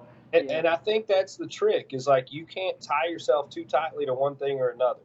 And I know that's been an issue. Like, we've had guys come up that may really latch on to one thing or another and go all in on it. But that's not, especially if there is some kind of friction or controversy or, back channel talks or whatever. If you tie yourself to that, then that's how you're going to be viewed. That's going to be your viewpoint, from then on. When you walk into the room, that's going to be, immediately associated with your name. And I think that's kind of what, as the sport continues to grow, it's important for everybody to open their eyes and give everything a look. You don't want to hold on, my buddy Steve-O, you don't want to hold on to a lead balloon. Like that's what he said earlier. He's like, you can't latch on to that. Yeah, absolutely. I was glad to hear you say that and point that out, because I feel the exact same way. I know everybody else in this room does too. So, and our viewers watching at home, there's more than enough out there for everybody to go chase down a dream, and we don't need to be bashing each other, knocking people down. The angler community is such a tight-knit community that we can help each other get to where we want to go together. So. I was talking to Christine about this. After the week that we all just had down there, everybody hanging out, I want to see it get to a level to where that's the norm, to where there is a tour. There is, everybody's at each tournament. There's a bunch of campers. We're all having dinner together every night and throwing cornhole or, whatever it is. Like, I want this sport to get there. And I think, I think we're taking the right steps, but obviously it's going to depend a lot on non-endemic sponsors coming in and helping grow it. But the more coverage we get, the more attention we get from media outlets, I think that's just, one step closer to where we all want to be. Yeah, absolutely, man. Now, what is your 2020 schedule shaping up to be like? You were just a Seminole. You're on the road constantly. I know you're going to be at Logan Martin here in just a couple weeks. So it's a mess, dude. It is a freaking mess. It's going to be a lot of miles and a lot of baits in the back of my truck. I pulled 6 Walmart bags of baits out of the bed of my truck when I cleaned it out this fall. Logan Martin, I'm doing Lake Norman BOS. I'm doing Kentucky Lake BOS. I'm doing Coosa BOS. I'm doing the Delta BOS. I'm thinking about full Hobie gamut. So I'm doing Erie BOS. I'm starting with Hobie. But I'm also doing Chickamauga, of course, BASS. That's only like 45 minutes away from you, right? Dude, I love Chickamauga. Yeah, that's backyard fishing for you. Gunnersville's fine. Chickamauga is my favorite lake, period. Right? Like overall, I mean, the quality, the numbers. If you go out on Chickamauga and you don't catch a 5-pound bass, you've had a real bad day. It's a great lake. Yeah, Chickamauga is one of those bucket list lakes for us. I want to try to. I think I'm going to try to go to La Crosse for BASS and fish that one. Yeah, Mississippi River. I really want to try that one too. That'd be amazing. It looks like a great fishery.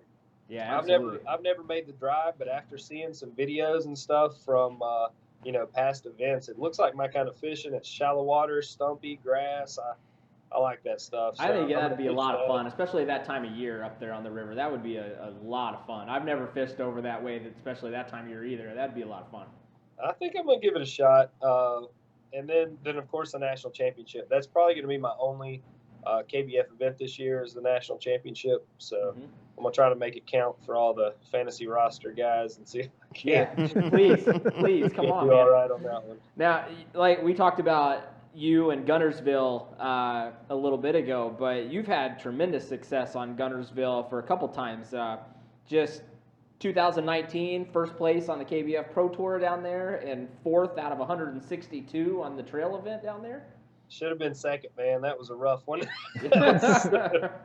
No, you've had great success down there, so I look forward to watching you. We'll be down there, so I'm just going for the experience. I have no plans on. It's a great time. It really is. Like, I mean, that's my favorite thing about the national championship is you get guys from all over the country that are coming together in one place, and you may only get to see them once that year. So for sure, you got to make it count. We try to have a good time when everybody gets together like that. This will be my first year, so I'm definitely excited to experience it. Yeah, I know like I said, I think we qualified about 68 anglers here in Michigan that are heading down there for the NC, and for the large majority of us, probably 67 out of the 68, it's our first NC appearance down there. Yeah. So we're excited, man. No expectations on my end. I'm going for the experience only. You'll have a good time. There's you guys will catch some big fish. There's a lot of big fish on Guntersville. Absolutely, man. It's going to be a lot of fun. Don't be afraid to fish too shallow. Out of your 2020 schedule of all those lakes you just rattled off, which one are you looking forward to the most? Probably Guntersville and Chick. I love the Tennessee River chain. I mean, yeah. You see guys like on the MLF like pro level guys.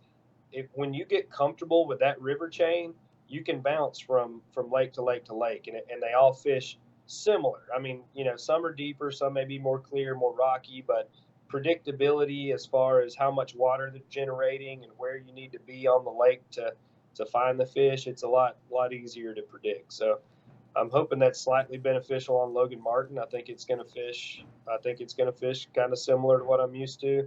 I know the BOS on the Coosa, I think it's going to fish similar to that. So I don't feel too uncomfortable on those. I think lacrosse is going to fish kind of to my strengths. The Delta is what I'm worried about. It's like tidal, like I don't fish that stuff. We don't have tides in Chattanooga, so right. Now I know we've got to let you go here in just a minute because you've got another commitment with KBN. And speaking of KBN, can you tell our viewers? I know a lot of us that are in all the different groups. Tell everybody what cesspool means and where that came from. Well, I tip my hat to Luther Cyphers. He bestowed that name upon us. I guess I don't know, dude. We're like the island of misfit toys. Like a bunch of us got banned from KBF because I don't know, we talked too much or something. I don't know. Anyway, so we started Kayak Bass Nation, and we all like to mess around and have fun. And what had happened was Jeff Malott, he had made a funny meme. I mean, it was, kind of a joke. It was Scooby-Doo, and they're like pulling the mask off one of these ghosts they caught or whatever. And the ghost was Chad Hoover, and they pull the mask off, and it's Scott Beutjer. So Scott made a post, about that meme, and Luther commented on, oh, it's just a cesspool or something. So great marketing. So that name really stuck. And we've also been labeled the vocal minority, so that's another great one. But we just pulled in 125 guys at the BOS for the largest pro level event that's been done yet. So right on, man. I was just call curious. it what you want to, but we're going to keep on having fun. I promise you. Yeah, you've got to have a little bit of tough skin to be in that group. It is definitely my favorite group on the internet. It's all fun and games. I mean, it's you can say whatever you want to, but you can get whatever it comes back to. It's coming back. Sure, that's what I mean. Yeah. You can have a lot of fun, but you got to have a You're little going to tough give skin. it. You got to be able to take it. No snowflakes. you gotta shoot your shot, man. Like you be careful with that. But Diesel, I just want to apologize. I'm sorry about the 49ers, dude. It was a hard struggle. I cried a little bit. Actually, I threw my hat and tried not to swear too much. It's just I missed the whole frustrating. Super Bowl driving back from Seminole, but I kept getting updates on the scores, and I was like, man, like 49ers are really putting it on them. And then like I got another score update, and the Chiefs were up by like 10. I was like, what happened here? Well, that was like I went to bed and they were leading, and then I woke up and they lost. That second interception and they didn't get points. I was like, no, you can't give Patrick Mahomes 6 minutes and 59 seconds and expect to win. So I'm like, that's done. Like I told my wife, I'm like, we're getting beat. She's like, oh, it's okay. He's tough, man. I'm like, no, I've seen this before. Like you can't give that bad man Patrick Mahomes that much time. Yep, I agree. I got one more question for you before we let you go. Did you ever imagine that you would be in a fantasy application where people could choose Ryan Lambert as a fantasy team pick? I didn't imagine any of this. I just imagined I was going to go learn how to bass fish. Like that's how all this started. Like every day, you know, when we wake up and do this stuff. Like I went up to Torch Lake a couple years ago and did the Plano shoot with Kevin Van Dam. Like absolutely, I kind of woke up and was like, what's going on here? Like I don't know how I landed in this. I love it, I do, but I'm just I'm kind of amazed by all of it. I'm just gonna keep on casting and see how it goes. Absolutely. Part 2 to that question. What can you do to not let me down at the next event? Because I'm locked in on my picks at this point, and I can't change them. So I want you to keep in mind the way the fantasy stuff works is it's on cash one, okay? Right. You got that, right? Yeah. you know what the payout is on Gunnersville, right? Yes, sir. You're in good shape. So we're good. We're good. Hold on till the NC. Lambert makes his return to the top. No, hold up. Now he ain't going to win it because I'm going to win it. So you're going to be screwed. You can win it. I'm just saying I'm going to have $5 or $6 in my pocket after that. Right on, brother. There's going to be some zeros on that check. Right on, man. Well, Ryan, thank you so much. I know you had a hectic schedule and you're still out on the road, and I know you got to be on another show here in just a couple minutes, so we'll let you go. But thank you for taking the time to join us tonight. I really enjoyed having the chance to get to talk to you in person like this, or at least video virtually. So hey, hit I me appreciate up when it, you guys man. get down to Gunnersville, man. We'll go out and maybe pre-fish or something together one day. That'd be amazing. I'd love to do that. Thank you so much, brother. Thanks a lot, man. Have a Nice good talking one. to you, All right, have a good night, Bob. Peace. Awesome.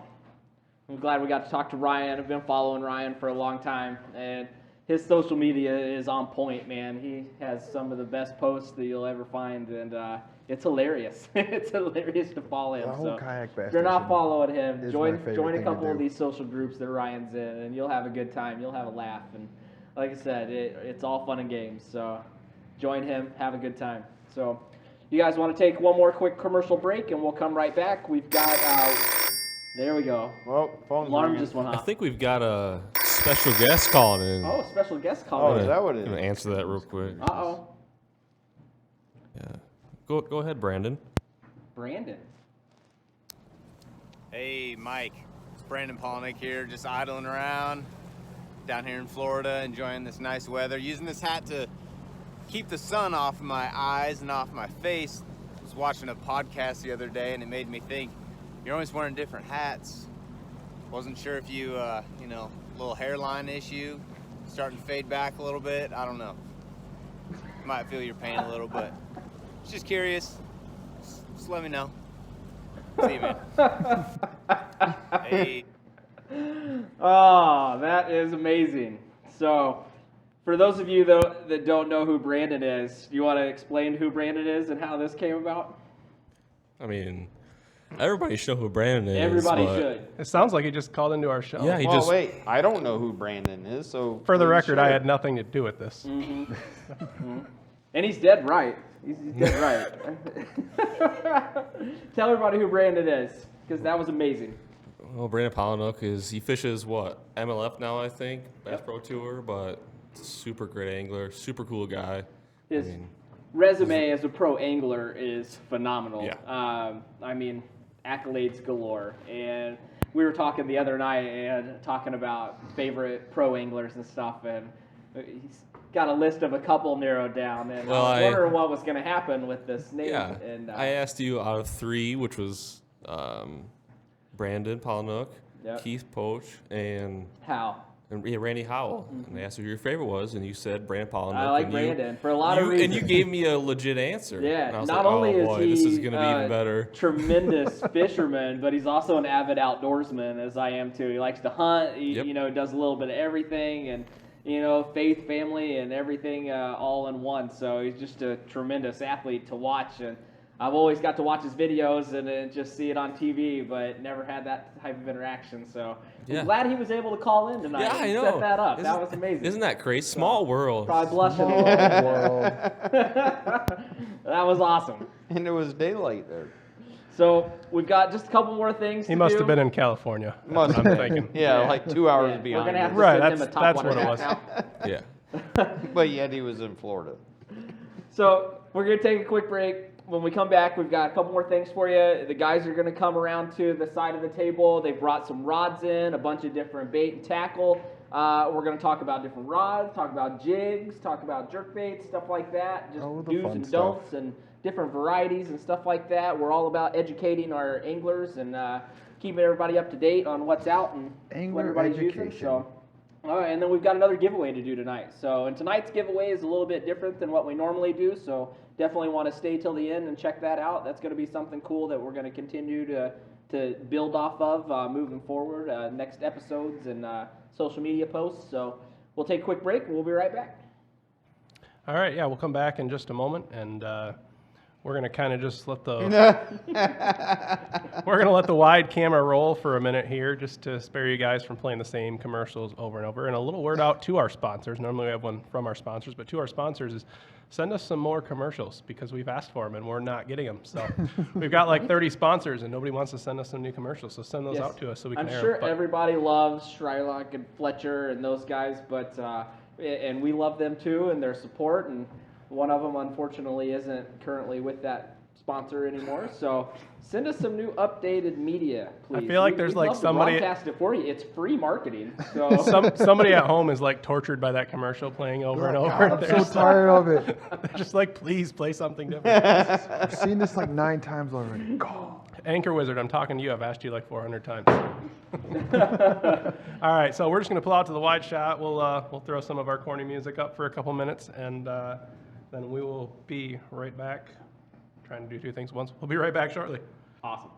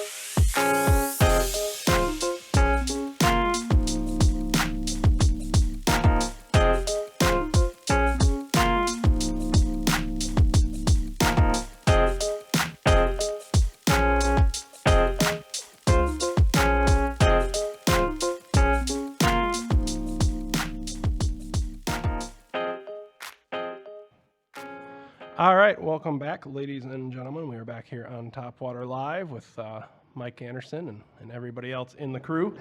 Looks like you got a new intern over there. New intern. I got fired. He fired.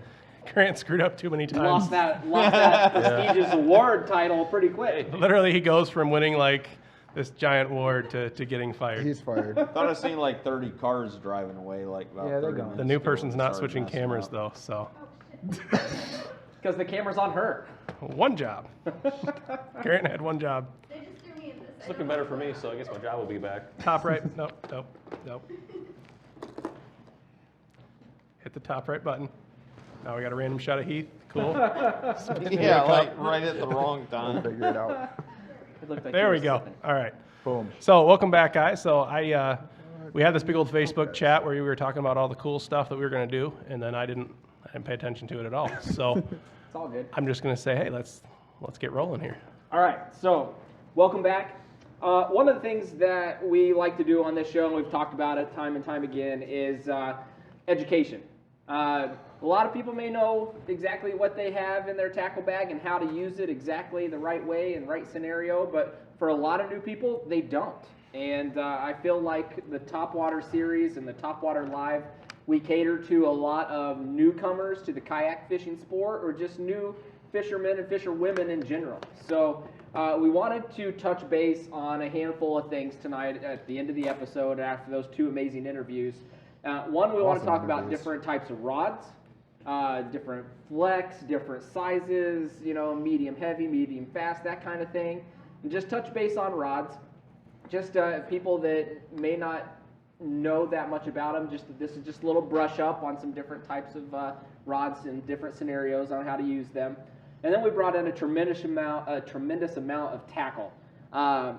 There's a lot of different tackle out there, and I feel like people can be overwhelmed pretty quickly. You jump on any one of these websites, go to Cabela's or Bass Pro or Tackle Warehouse or Fish USA, and there's a ton of options for you.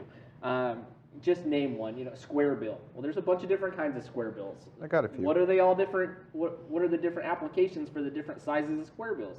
People may not know that. So I am going to turn it over to Grant joining us at the table, and Diesel and Heath, and let you guys kind of talk about the different products that you brought in today. So have at it, choose whatever you'd like, start wherever you'd like, and we'll just go from there. Okay. Take it away, Diesel. I'll start with what I know the best. And if you guys follow me on social media, if you're my friends, like you'll see what I post about, and it's a jig. Like I have been a jig fisher since I was a little kid. The old man started me throwing a black jig with a pig, just slow, dragging it on the bottom, like feeling every little bump, and that's actually what got me hooked bass fishing. So I graduated from just a black jig and pig to just an immense amount of jigs. I have a problem. But I try to keep my colors down, so I'll have something in white, and I'll have everything in dark, real natural colors. All my jigs are striker jigs, just because it's the easiest thing for me to use. And Striker jigs? Striker jigs. Yeah, let's plug Striker for a minute. I threw up some pretty pictures of the Striker jigs I just got the other day, and Joe makes a phenomenal product. Hand-tied, custom colors, like you can get pretty much, you talk to him and he'll make any color you want. And he actually made me, I don't know if you guys can see it, but this color right here is probably my favorite color. Call it Diesel Fuel. It's like a green pumpkin and brown. I'm trying to run the Striker Jigs commercial, but I can't seem to find it. There might not be a Striker Jigs commercial, but that's my favorite. That's my favorite way to fish. Is I'll throw a variety of heads. So that one that Mike has in his hand is his brush monkey, and so I'll throw that head in like in like dark. That ain't gonna work. It ain't gonna be focused. No, not focused at all. I just want to give a general idea of colors. It's cool. It's green pumpkin brown. So if you can imagine a green pumpkin brown jig in your head, that's what I throw most often. But it's just feeling the bottom. Like it's slow. I can swim it, make it move slow, just let it sit in the bottom, just like hop it. Basically, I'm going to imitate a crawl most often. And it's just in really my favorite way to catch fish. Like I just like dragging across the bottom, just feeling every little bump, nook, cranny, like what it feels like. And with fishing a jig with that bottom contact, sensitivity in the rod makes all the difference. I know Grant's got a jig rod down here at this end. If he can hold that up, this is one of the more high-end jig rods, the Megabass FMJ. Mega Brass sounds like a sweet Yeah, band. Megabass sounds It's like this sweet, Megabass. sweet ska band or Well, something. there you go. Come out with a new I ha- rod and call it the Mega Brass. I have a question about the jigs that you brought in. Okay.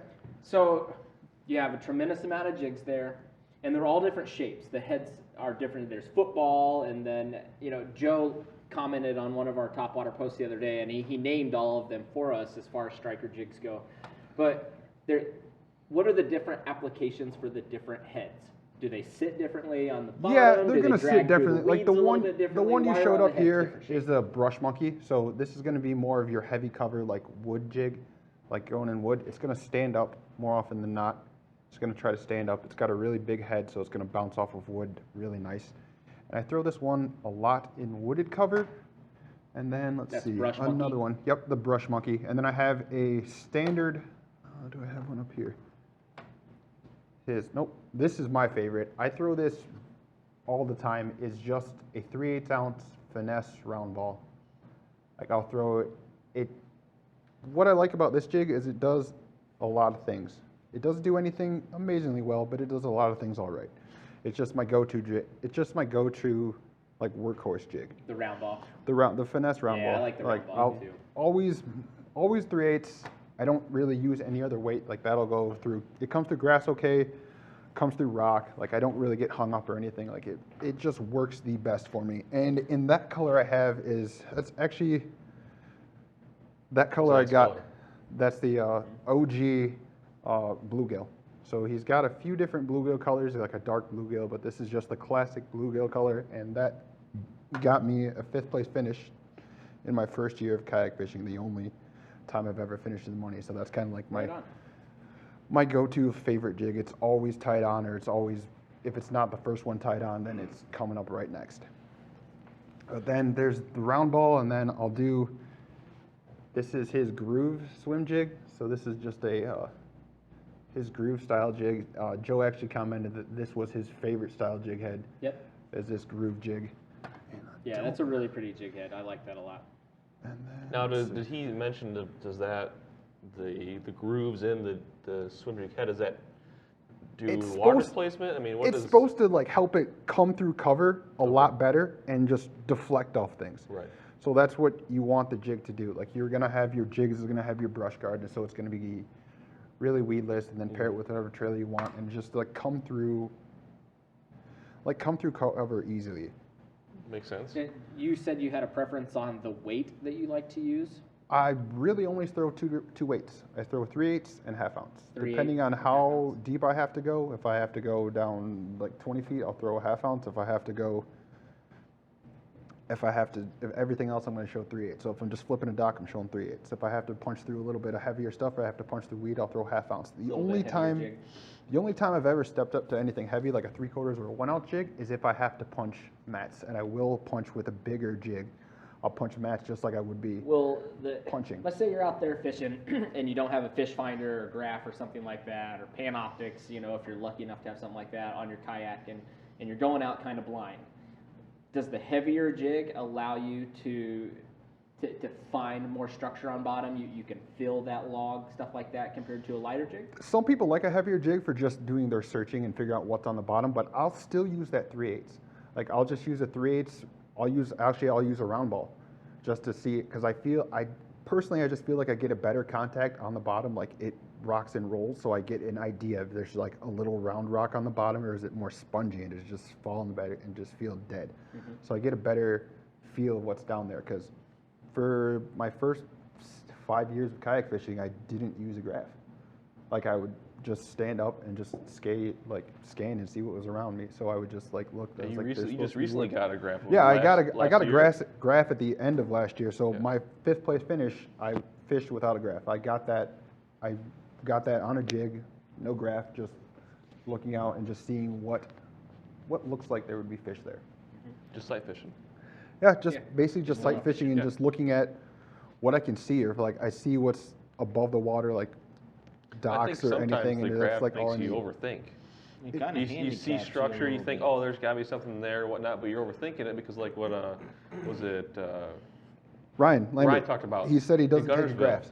Yeah, he says, don't be afraid to fish shallower when it comes to, that time you're at Gunnersville. The same thing, I might see fish or what I think is fish, 20 feet of water or whatnot, but I might have a better chance of throwing in, 3.5 feet of water. Yeah. So I think sometimes the graph makes people think that they're, it's just confusing them. It's definitely a great tool, and I'm glad I have it now. More often I use my graph not for knowing what's on the bottom. I know what my temperature is, and I know where I've been, because I'll put in some miles every now and then, and I'm like, where did I go? Or Well, like, what did I hear? I think the one key thing maybe to remember with when you have a graph on your kayak and you're utilizing it is, okay, set that depth, like that separation of when do I use my graph and when do I change the whole mentality and the approach of how I target or how I scan or look. So, I mean, usually 9 times out of 10, anything less than 10 feet, 8 feet in general, you're not going to use your graph. Well, it depends what kind of graph you have. If you got side scan, you're Well, using that graph to look under cover, right. see like that. So I could see both arguments of, if you don't, But, if it's clear water and you sight fish. But see, the thing is, though, is that even with side scan, if you're in 5 feet of water, side scan's only going to go out 5 feet. Like, you're not side scanning 30 feet out off to the side of you when you're only in 5 feet of water, because it only side scans the distance of what the depth you are, plus or minus a few feet. Like, so if you're in 10 feet of water, you're only side scanning 10 to 12 feet of water off to the side each direction. So if you're in shallow water, that side scan really isn't doing you any good, because you can literally see 9 times out of 10, unless it's super murky water and you can't see beyond 3 to 4 or 5 feet depth, then it's not really doing you any good. So I think just that difference of knowing, okay, wait a minute, I just need to get away from that, my fish finder mentally wise, of trying to figure out what I'm doing, what I'm targeting, and then start using your eyes, start using your brain to kind of visualize your surroundings. And like you're saying, without using a graph, you're kind of feeling more with your lure, casting and searching that way, rather than relying on just the electronics. It gives you a little more patience. I found that, I guess for fishing so long without a graph, I have a little more patience of just figuring things out. Where if I fish my entire life with a gas, with a graph, I would just go check out a spot that doesn't look good and just move on. Where that spot could be better, but you just don't know unless you get a line wet. Well, a prime example of that is ice fishing. I mean, these days, in today's times, what do most people do? They drill a hole, stick their fish finder, their graph, whatever, Vexilar, whatever they have, down in the hole. If they don't see any fish swimming around, bouncing around in the thing, they pick it up, move on 30 feet over to the side, drill another hole, stick it down, rather than just, waiting and seeing if something comes along. So, I think it can be a beneficial thing. Time and place for everything. It can be beneficial and a hindrance or a handicap at the same time. I'd say the large majority of people prefer a graph, right? For sure. If you can afford it, if you can afford it, get one. I mean, you're still using it to find contour lines. I mean, definitely. Yeah, using a graph, I mean, obviously it's going to be helpful, but it's like anything. One of the better tournaments that I had is when I broke my drive, because I had to kind of focus on an area. I had to, rather than just kind of fish a bunch of water, I had to pick apart an area and fish it. And so I feel like a graph is kind of the same way, that, it's going to provide you help, but if you don't use it the right way, or if you rely too much on it, then it's not going to, really help you that much. Yeah. So you really kind of have to use it as a tool. But one of the things too is that a lot of guys, think, all right, they have to have the, the best graph out there. The best part of a graph is really just the mapping, which you can use your phone or something like that. But being able to find that, and then depth, I mean, there's a lot of cheap ways to get into a graph, but a lot of people rely on it too much, or think they have to get the, latest and greatest, and you can do a lot without it. And I think as soon as you get that really good graph, sometimes it's going to potentially kind of hinder your fishing until you realize how much you should use it. Yeah, for sure. What are some, now we were talking about the different kinds of jigs that if you didn't have a graph that you were still able to use and locate structure and stuff like that. What are some of the other baits that you brought in for us? You've got a table full of stuff here. I got a little bit of stuff like crankbaits. Like basically, since I fish shallow more often than not, I'm a terrible deep water angler. I throw a square bill more often than not. Square bills? I'd use it. I guess I fish it kind of like a jig. Like I'll just bounce it, like toss it in something, bounce it off cover, bounce it off a tree, like rip it through some grass, and it's just more. It's faster than a jig. So if I want to cover more water quicker, I'll put it on a square bill. Now, there's different size bills for square bills. Different and size same thing bills, for jigs. different size bills, different size square bills, and then how it's gonna sound. Because there's some that have a one knocker in there. There's ones that have multiple knockers. That one. Where's another one? It's got multiple. If I am going to the store and I don't know anything about square bills, and I see the different varieties on the shelf, and there's a million colors to choose from. There's different sizes of the square bill in itself, or jerks, or anything like that. But I'm looking at the different size bills on them. Tell the viewers that may not know, and a lot of them probably do because they're all anglers watching the show. There's different size bills on these guys. What are the different size bills for?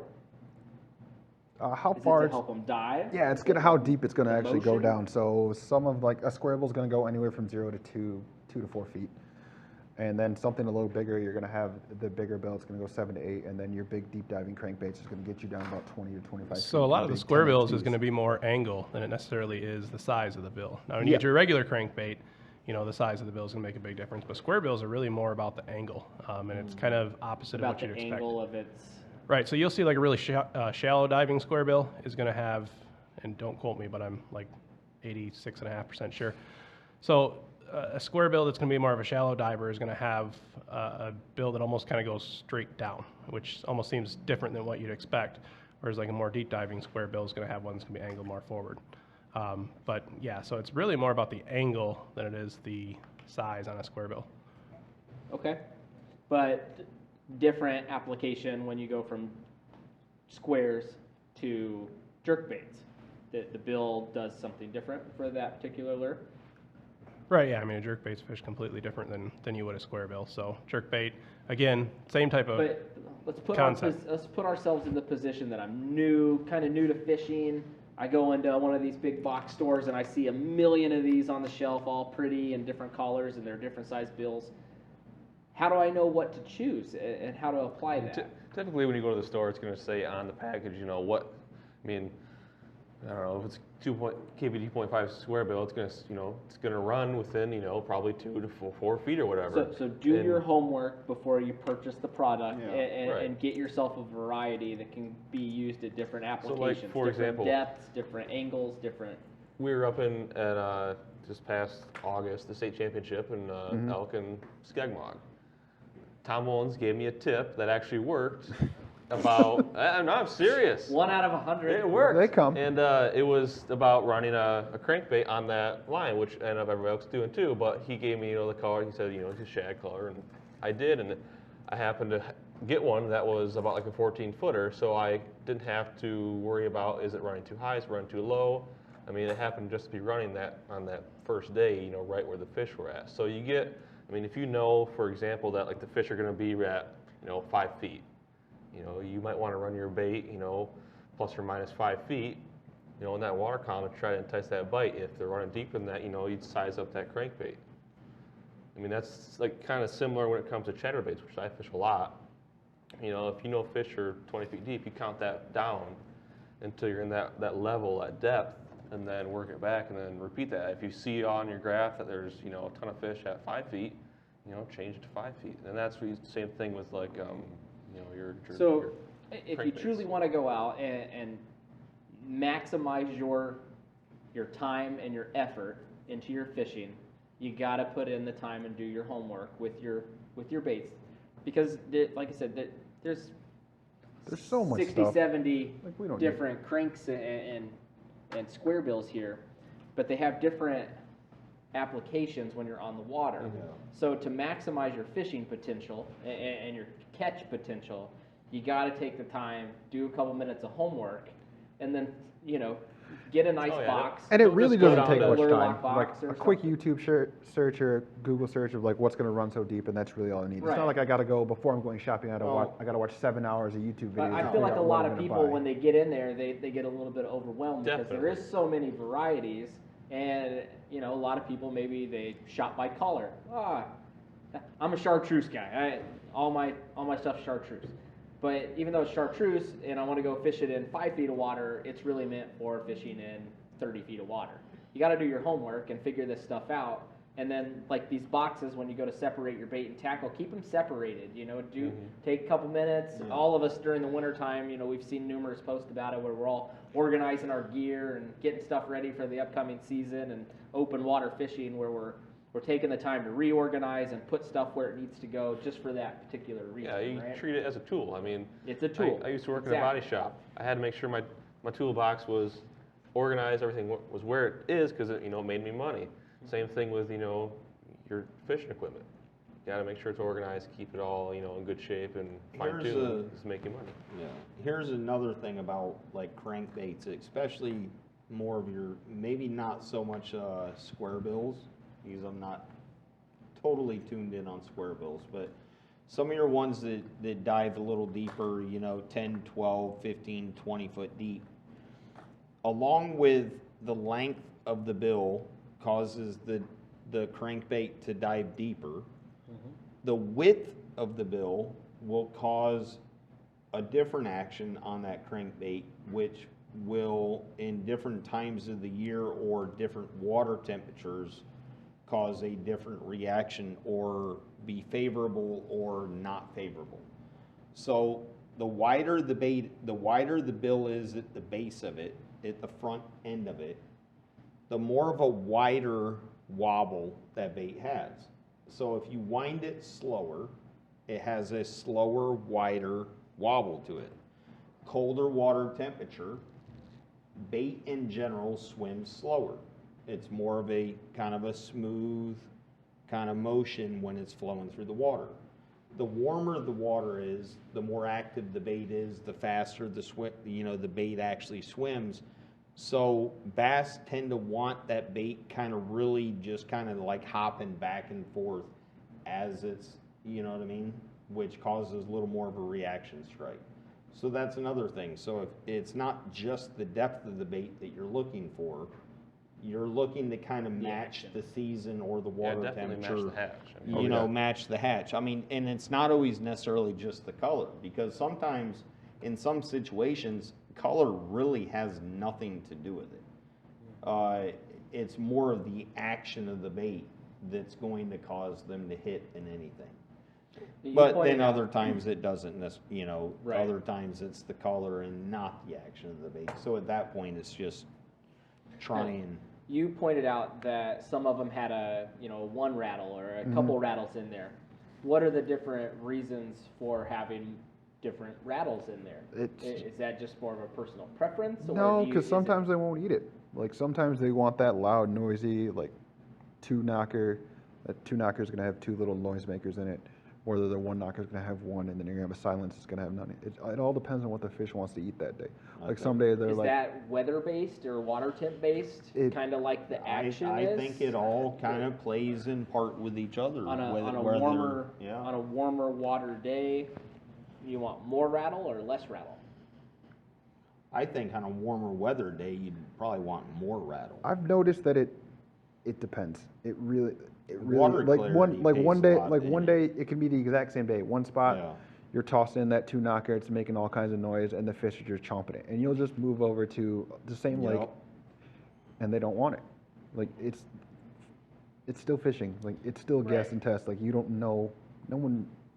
Anyone that tells you they know exactly what the fish is going to eat every time they go out is lying to you. Right. And so it's just Guess it's just guess and test. Yeah, definitely. And I think that comes back down to like that's the point of when you go out on a body of water. Okay, figuring out the pattern, because the pattern from one day to the next day to the next day is going to be completely different and could be different on the south end of the lake versus the north end of the lake.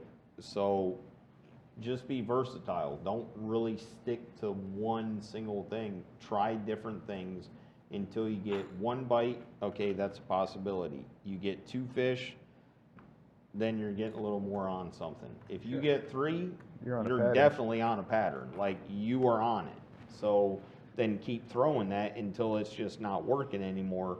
Then try switching it up to something else. For sure.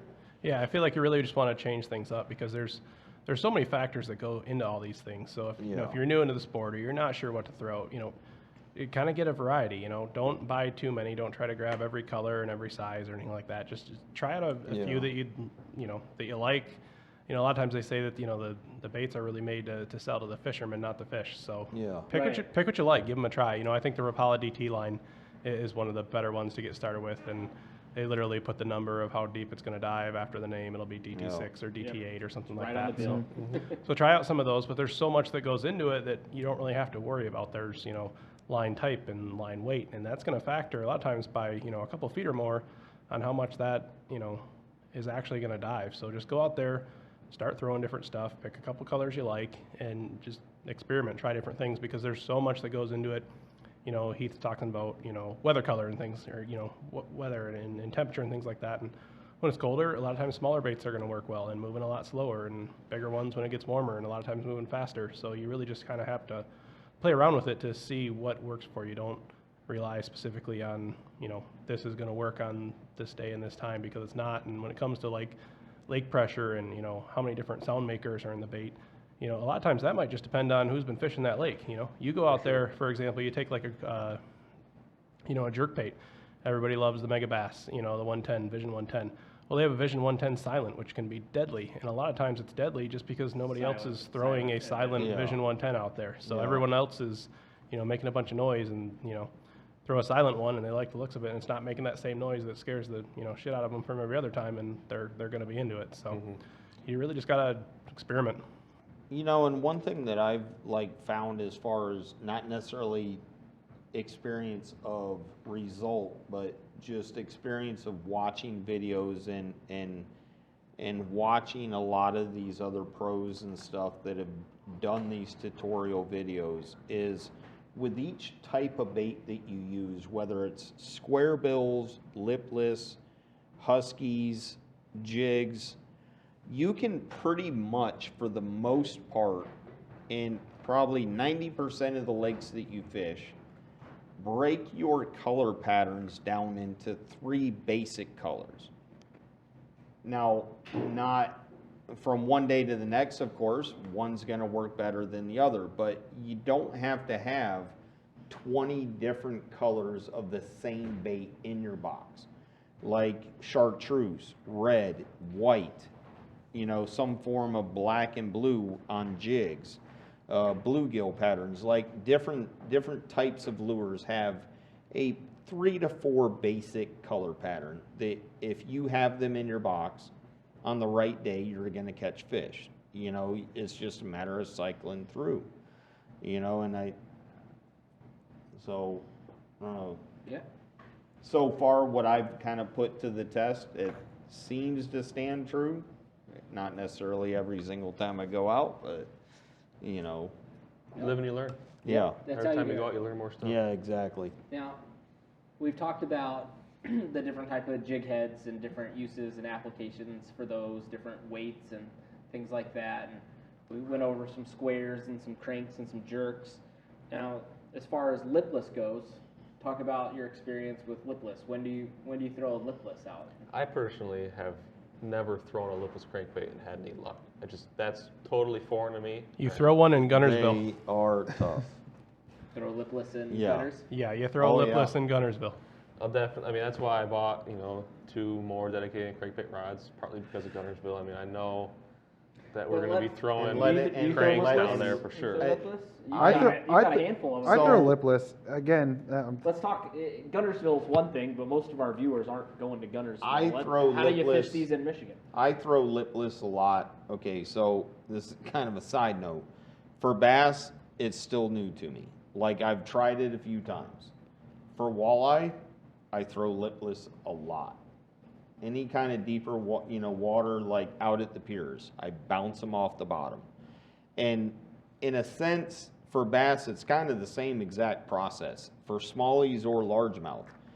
So just for like, well, it seems how you brought up Guntersville.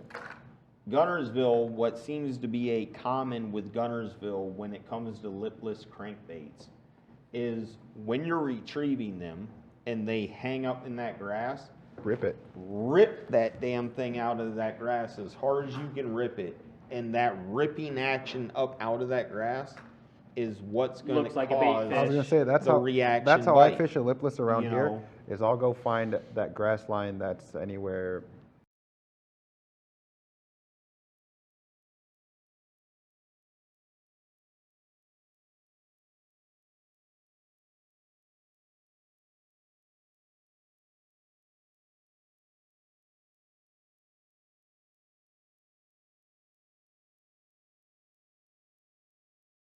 Or I'll fish a submerged grass line, so maybe I'm fishing in 15 feet of water. The grass is only coming up about 7 or 8 feet, and so I'll fish it down in that grass, and I'll just rip it out of that grass when it comes up there, and usually I'll get that reaction strike most often than not. You know, I'm kind of surprised that, because, I mean, I understand north and south is a little different, you know, water temperatures, reactions, you know, the way bass act, but I'm kind of surprised that, so down south, what's the lipless that they use down, mirror lures, not mirror lures, Rapalas. The rattling wraps? Rattling wraps. A bunch of them in there. Yeah, I know, but it doesn't really seem like the whole lipless, is it mirror lures, rattling wraps? Mirror lures. I'm not sure. It just doesn't seem like, okay, so like down south, like the whole lipless, like kind of phenom or whatever is still like full swing. How far down south? Like Alabama, Georgia, South Carolina, Florida. Well, maybe not Florida. Florida's not quite so much of a lipless, but any of your like Alabama, Georgia, South Carolina, Tennessee, like they're all still really using and hammering lipless like cranks down there. Mm-hmm. We don't really, like, it's not really fully talked about up here. It's not like everybody's really using that's why I wanted to like, definitely a regional touch base on rattle lipless, traps. That's the whole point Sorry. of this segment, right? There we go. Rattle traps. Like rattle traps down to Lake Guntersville. Rattle traps. Yeah. That's why I wanted to talk about this stuff here is like lipless. It's not one of my go-tos. I have a box of them. I don't reach for the lipless, you know. That's my box right there. You've seen what I have. Yeah. I bet I've thrown 5 baits out of that box. It's just something I haven't done. I've got stuff to do. I just haven't done it. Well, and that's the thing. Like anybody that throws like lipless up here, it's either a cicada, it's a rapala, it's a, I don't know, maybe something else. I mean, but rattle traps. Who throws rattle traps in Michigan anymore? I don't. Yeah, Matt Pyatt throws everything that everybody else doesn't throw. I mean, if anybody watching at home or watching the episode tonight, if you have any questions or you have your own intel on the type of tackle that we're talking about here, please throw it up and use it as an educational moment to educate all of us on your experiences or what you're throwing and what's working, stuff like that. And like we talked about with Lambert a little bit ago, it's all about educating ourselves and, you know, helping each other out. And none of us are in mid-tournament season or anything like that right now. We're all still in gear prep mode, getting ready. And God, I just want to fish. If you got information, throw it out. That if you'd like to share it, you know, I'm sure somebody watching it and following along on the podcast will find that very handy. So, I know you brought in some stuff too. You've been working with a new company this year, new to you company this year. Yeah. You want to talk about them for a minute and show some of the stuff you brought in? Yeah, so I just recently was asked to join Minnow's Bait Company. Yeah. Their fishing team, Nate Chandler. Absolutely. He pretty much does, you know, custom paint jobs on pretty much all hard plastics. You've been posting some of their stuff up on the Topwater pages. I've been checking it out. They do phenomenal. Oh yeah, work. I mean, Amazing. he himself. I mean, it's all done by him. He uses all quality components. I apologize, I don't know exactly what type of blanks he uses, but That's right. We can put his information yeah. up on the We'll plug him later. on Yeah. the page and send people his way. oh, I'm sure he would definitely be grateful for it. Sure. But he uses all quality, gear or hardware on the lures, and in my opinion, does a great job. And he literally will paint. You give him any kind of idea that you want for take a picture of something that you've seen, from another tournament, from a person, from a whatever it may be. Mm-hmm. Like, he will do his best to duplicate it or give him the free reign to kind of customize it. Yeah. Hard baits. Yeah. That's cool. And don't get me wrong, there's a lot of things that are probably looking similar with some other companies, other brands, whatever, but he still always puts his own twist on them. That's cool. And I got a couple. I want to talk to some of these guys like him that put together these custom, different types of baits. Because I've wanted it for a couple years now, and they may be out there, and I just haven't found them yet. But I would like to come up with totally copyright infringe here, but my own set of Avenger lures and my own set of. Wait, say it again. What was it? What was that word? Avenger lures. Lures. Lures. Bait. I want my own Avenger bait. Or I want my DC. I want a Batman bait. I want a Superman bait. I want a Captain America bait. You should get a You paint them in Topwater those bait. colors. Well, yeah, Topwater It's like a Topwater bait, logo too. on it. There A you whole go. new super series. Hey, they make fishing poles and all those different characters for you, buddy. I'll rock that Spider-Man fishing pole, and I've got we'll like have a 6. blast. You can have a Spider-Man. But I fishing want a pole. box of tackle that's my DC box, and that's my Adventure box, and you know what I mean? How freaking cool would that be? I'm sure they're out there somewhere, but probably. Somebody send me a link, because I've been thinking about that for a while now. I've actually seen some pretty cool custom painted stuff. So maybe Minnows could put it together for you. Somebody make them Right. and post them on our page. Hey, I've seen some a lot weirder things like painted that people claim that they still catch fish on. So easy, take it easy. Tell us more, Heath. It's past 9:30. We Yeah, can, right. Oh yeah, It we is can talk. 9:30. Holy smokes. After hours, go for it. Yeah, So, it's after hours. Just to kind of touch base real quick, back on earlier, we were talking about square bills and like the different angles of the bills, and I don't know if anybody can see this on the cameras. Just hold it up and Just try. So, but if you look, like that's two different shallow running or shallower running crankbaits, I would say, that are going Square to bill act crankbaits. completely different. Or kind of square bill crankbaits. Yeah, the one is definitely a square bill. The one's a little more of rounded action. But this one right here is definitely going to have more of a wider wobble, but I still, but is going to dive a little deeper than what this one is. That's pretty easy. Okay. So, but, here's just a couple of examples of different These are all color minnows? patterns. Yeah, these are all Minnows Bait Company. those look amazing. You got those. That's kind of my Captain America theme right there, man. Yeah, right? Put a shield Exactly. put the shield on the side of that thing. We're in business. He uses the stainless steel split rings. He Only uses certain ones. KBD triple grip hooks. Yeah, So all quality hardware. that's nice. Yeah. He also does, Huskies and I all love of that. seeing So these baits that these guys produce, because there's so much that goes into it. It's not just take it in a mold and pop it out. Like the hand painting and stuff like that goes on with this. Like, you're truly an artist when you're making Yeah. this Oh, yeah. stuff. and not a single one of it, like there's always, like when he does the same color scheme, they'll all be, to the naked eye or looking real quick, they'll all be like, oh, they're all the same lures. Mhm. But if you really look at them, like the lines will be a little bit like different, like there'll be a little bit different squiggle to them or whatever. Everything the is a dot will one-off. be it'll be a little different placement. That's really so cool. that's more of a deeper diver. That probably runs about 10 to 12 right there. For the guys too that like the Vision 110s, he does a pretty nice Vision 110 clone Yeah. that is much more affordable. There we go. Right there. Much more affordable, and I threw a couple of those last year and had Yeah. really good luck with them. And now, is this the same guy that did the IFGR bait? Yes. Did you happen to bring that with you, or? IGFR whopper plopper that I had. Yep. Did you bring it with So no, I did not. What but does I IFGR mean? I fish Grand Rapids. So he did it for alright, cool. because there's a Facebook group. Yeah. I fish I Fish Grand Grand Rapids Rapids. group. So he did a black. It was, So where are they located out of? A black with a green. Granville. Kind of a black base body with a little green squiggly Yeah. to it, and then a little bit I know of exactly orange which one you're underbelly. talking about. Yeah. But here's a different whopper plopper that he did right here.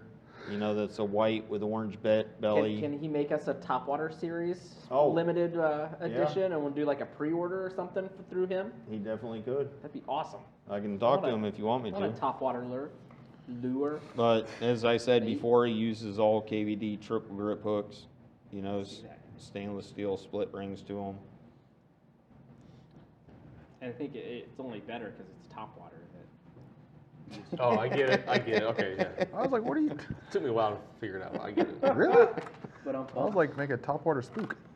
But he's just a real nice all-around guy. I mean, does great work. He's local. Those are really And that's nice. something that I like is just the fact that he's local and he's willing to just kind of customize.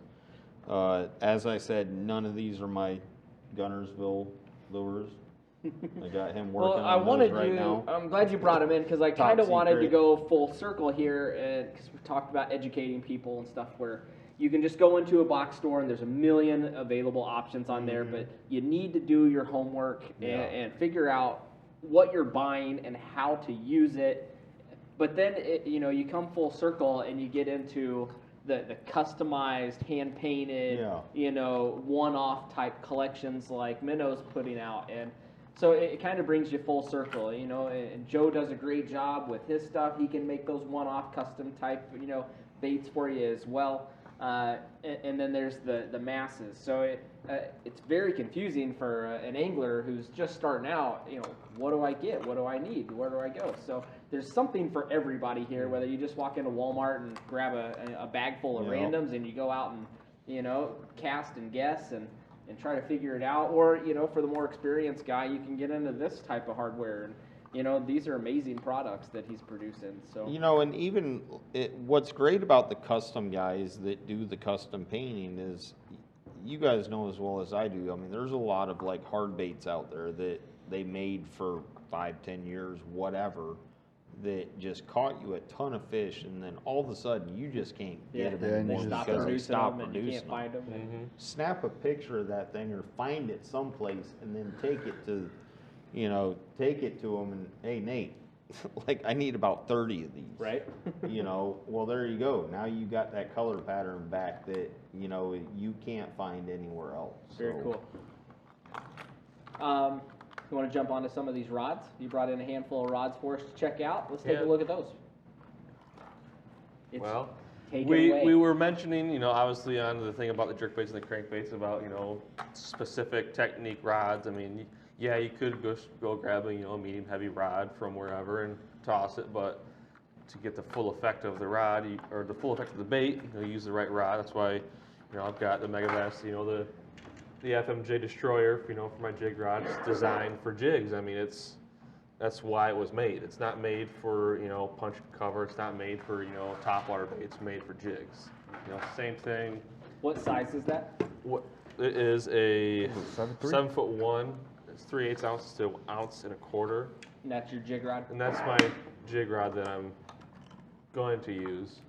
But, I mean, it's got some backbone to it. Yet? What's that? Has that seen water yet? I saw a little bit of water. Well, Tom used it. I mean, I bought it from Tom Mullins, but Tom used it for a bit last year. It's pretty much brand new. For sure.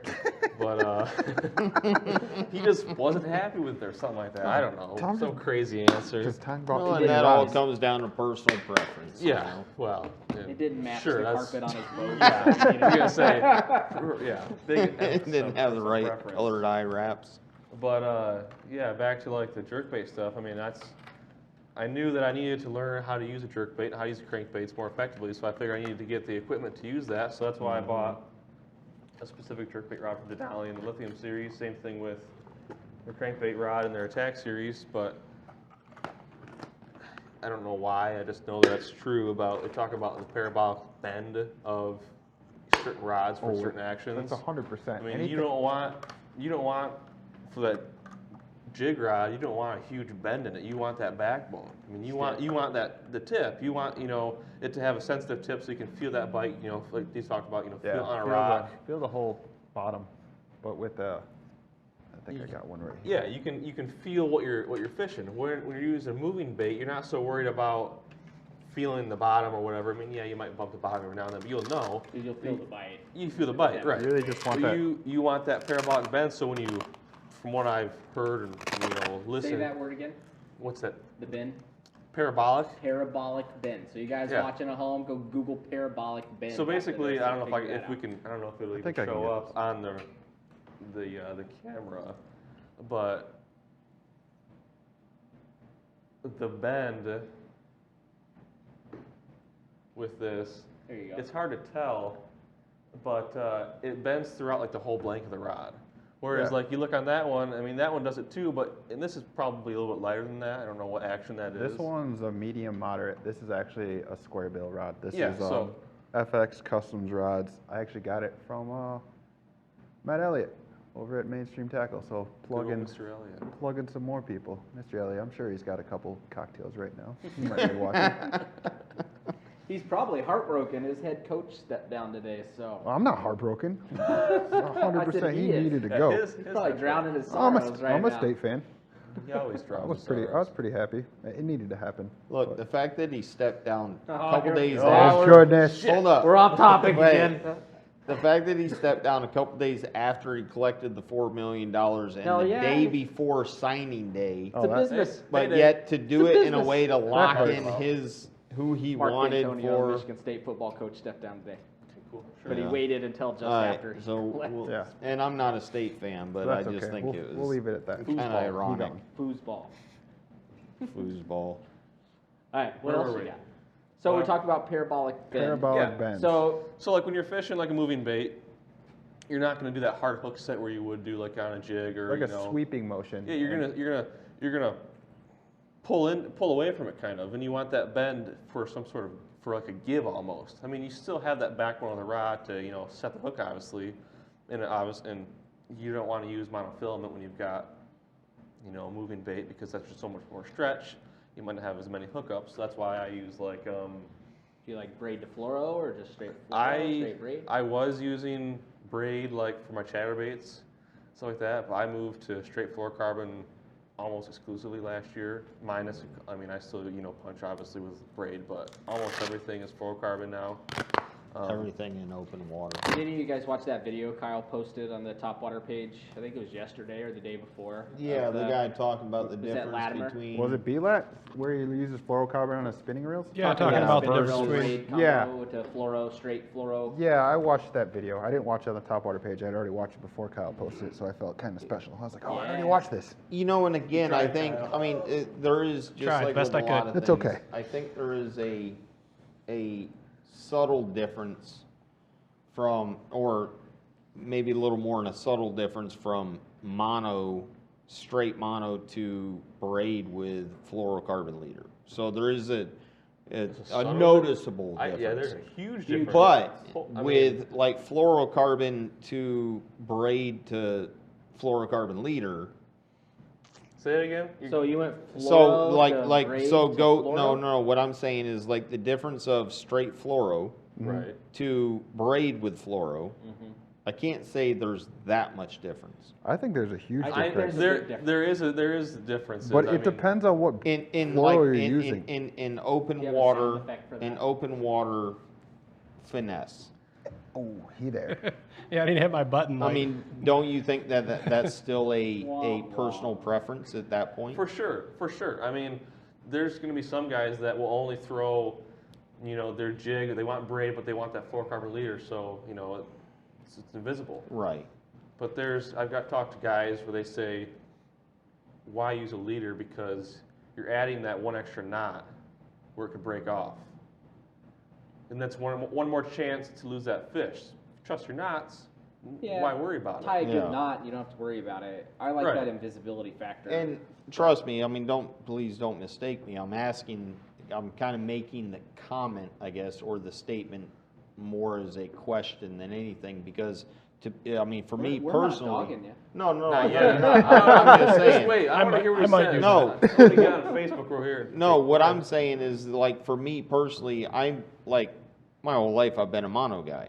Like, I've just always fished mono. I feel that's what we like, started with. even, Everyone here probably started throwing mono. even to this day, like, I still refuse to go away from mono when it comes to me river fishing, throwing 1/4 ounce jig heads with swim baits on them in 5 foot of water, 4 foot of water, ticking the bottom. Like, I just don't need to, because I'm not losing any bites. I'm not missing the field. Like, I'm hooking still 90% of the bites that I get.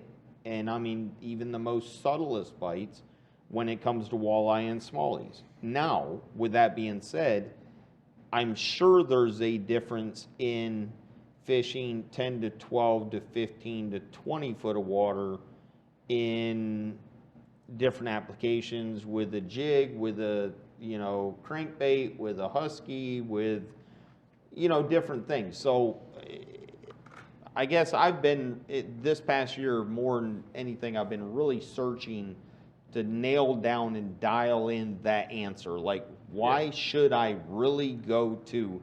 And everybody just kind of gives this little, well, I prefer this. And that's the biggest thing. Well, It's they're just not really giving everybody you the... has their own way to fish it. I mean, some guys might use only swim jigs, and they use it for every site.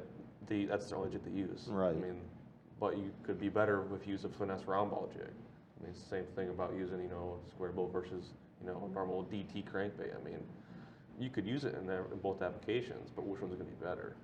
That's the basis of fishing.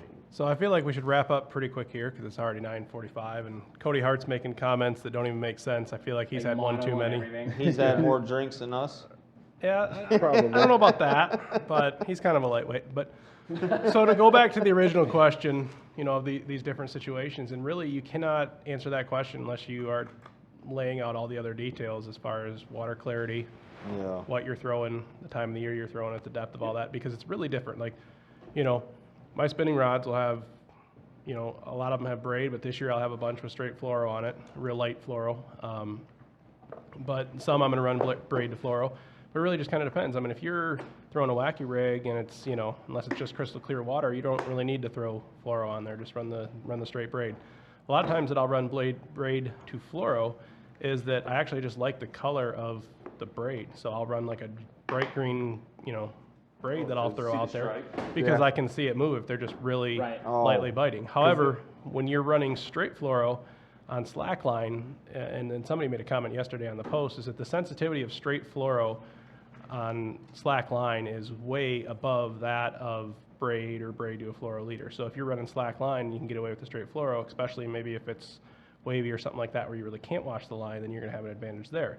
However, if you have any type of tension on the line, then you're going to feel better sensitivity with braid. So there's just so many type of, you know, situations. And again, now you can factor water clarity into all of that, that if it's really dark water, you can throw braid and get away with it. If it's not, you know, then obviously crystal clear, that fluorocarbon is going to make a big difference. So it's one of those things where, you know, you can kind of go right or wrong depending on what you do, but there's a lot of stuff that goes into it. So last year I ran a lot of braid to fluoro leaders. Tie a good knot, it's not going to be an issue. I had very few break-offs because of that. But it's just kind of one of those things that's, you know, situation dependent. And there is, like, I feel like that's something we could talk a good half an hour about, is that question. It's something I'm passionate about just because I do believe it makes a big difference. And that was one of the areas of my game last year that was huge. I won the one tournament off of it and did well in others, all running, shut up, Grant, all running that kind of stuff. How many tournaments did you win? I didn't win very many. Well, that's like this past year, like the first time I literally had ever fished braid in my entire life was on one rod that I tied only my frog to. Like, and I had that frog tied on all season long. And that's the only time I've ever fished braid. So it's like, to have enough pound test and, you know, mono or in fluorocarbon, you know, the diameter would be huge. Where you use braid, it keeps the diameter small. Use for, you know, that's why I use braid for topwater and fishing. I do a large majority of braid to fluoro. There are some things where it's straight braid, like my frogs are straight braid, my heavier jigs are straight braid, but all of my Neds and all that, it's all braid to fluoro with a fluoro leader. And see, usually my fluoro leader is the length of the rod. And that's how I used to fish my netted rigs, was braided fluoro. But Matt Pyatt got me on the thing about just using straight fluorocarbon. Straight fluoro. And he's had success with that, obviously. I mean, he did. And that's so what I well fished. with it. So I tried it again. Well, that's why I brought up that video. Yeah. Is because he hit it right on the head as far as just running straight fluoro instead of braid to fluoro.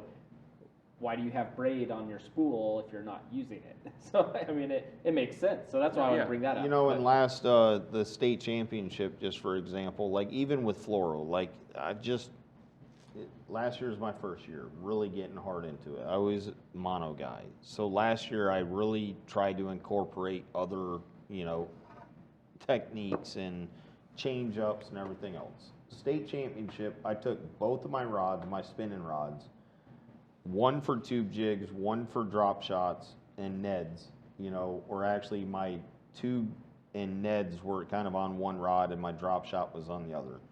But I had straight fluoro on both of them.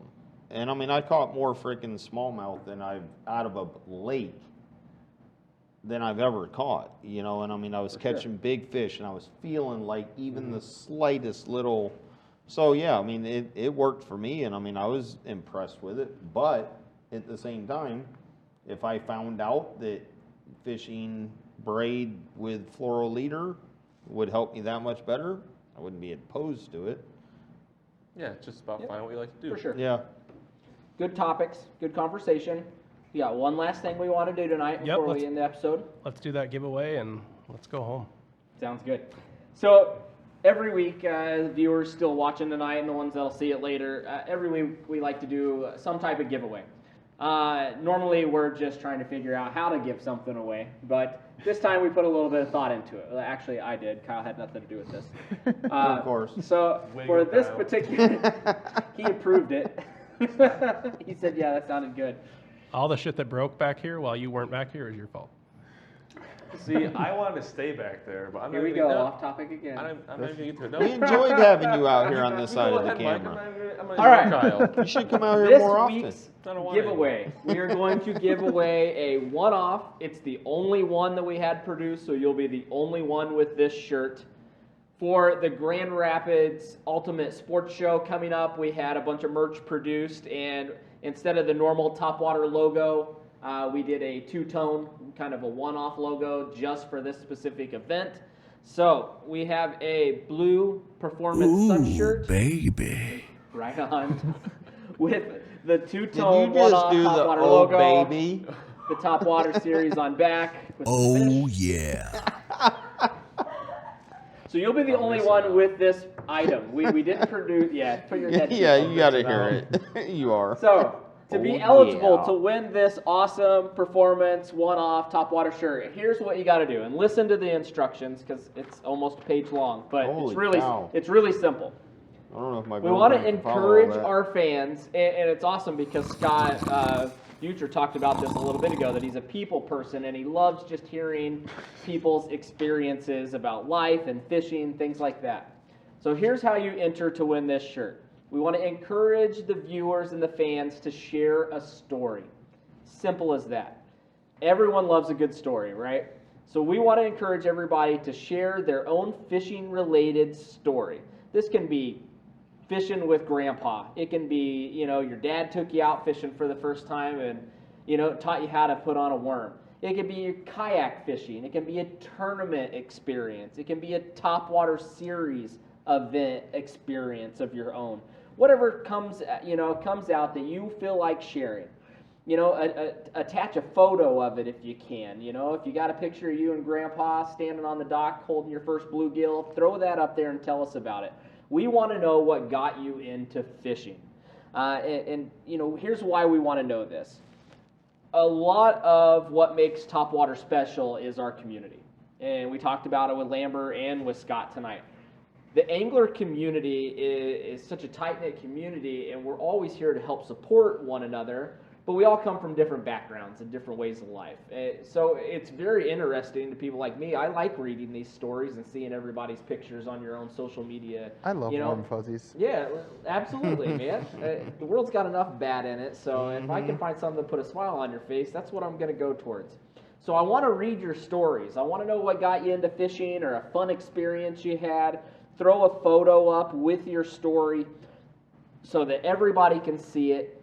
We're going to let this contest run for the next couple hours, or 24 hours, and we're going to choose a winner later on, maybe in the next day, next couple days. I encourage you to tag your friends, put up multiple stories. If you've got a great experience doing this and a great experience doing that, share all your stories. Post it to the Topwater series page. What we're going to do with that is we're going to pick a winner. We're going to feature that story and that experience with the photos that you've submitted on next week's episode. And we're also going to use this content that you've given us to feature new stories each and every week from here on out. Our anglers are what make us. We want to support our anglers, so we want to share your story as out into the topwater world. So write us a nice little story, share us a picture. We want to pick a winner and win this Topwater one-off performance sun shirt next week. And we also want to be able to share those stories from here on out on new episodes of Topwater Live, on social media posts, and just try to give back to our anglers and share your experiences through our network. So warm and fuzzy, right? Warm fuzzies. Sounds good. Awesome. All right, well, is that it for tonight? That's it. All right, well, thanks, What time Mike. does the kitchen at Stella's close? I think we have time. It's our new favorite place. Let's give it. If you ever can't make it to a Topwater Live, we usually go to Stella's after Topwater Live is over. They've got the best burgers in Grand Rapids, and they serve the Pabst Blue Ribbon coffee drink on behind the bar. You should call them for a sponsorship. We need to get them on board. Yeah, right. All right, thanks, Mr. He's Anderson, for leading the like show tonight. consumer. Heath Diesel as our regular guest. Hope everyone has a good night, and we will talk to you soon.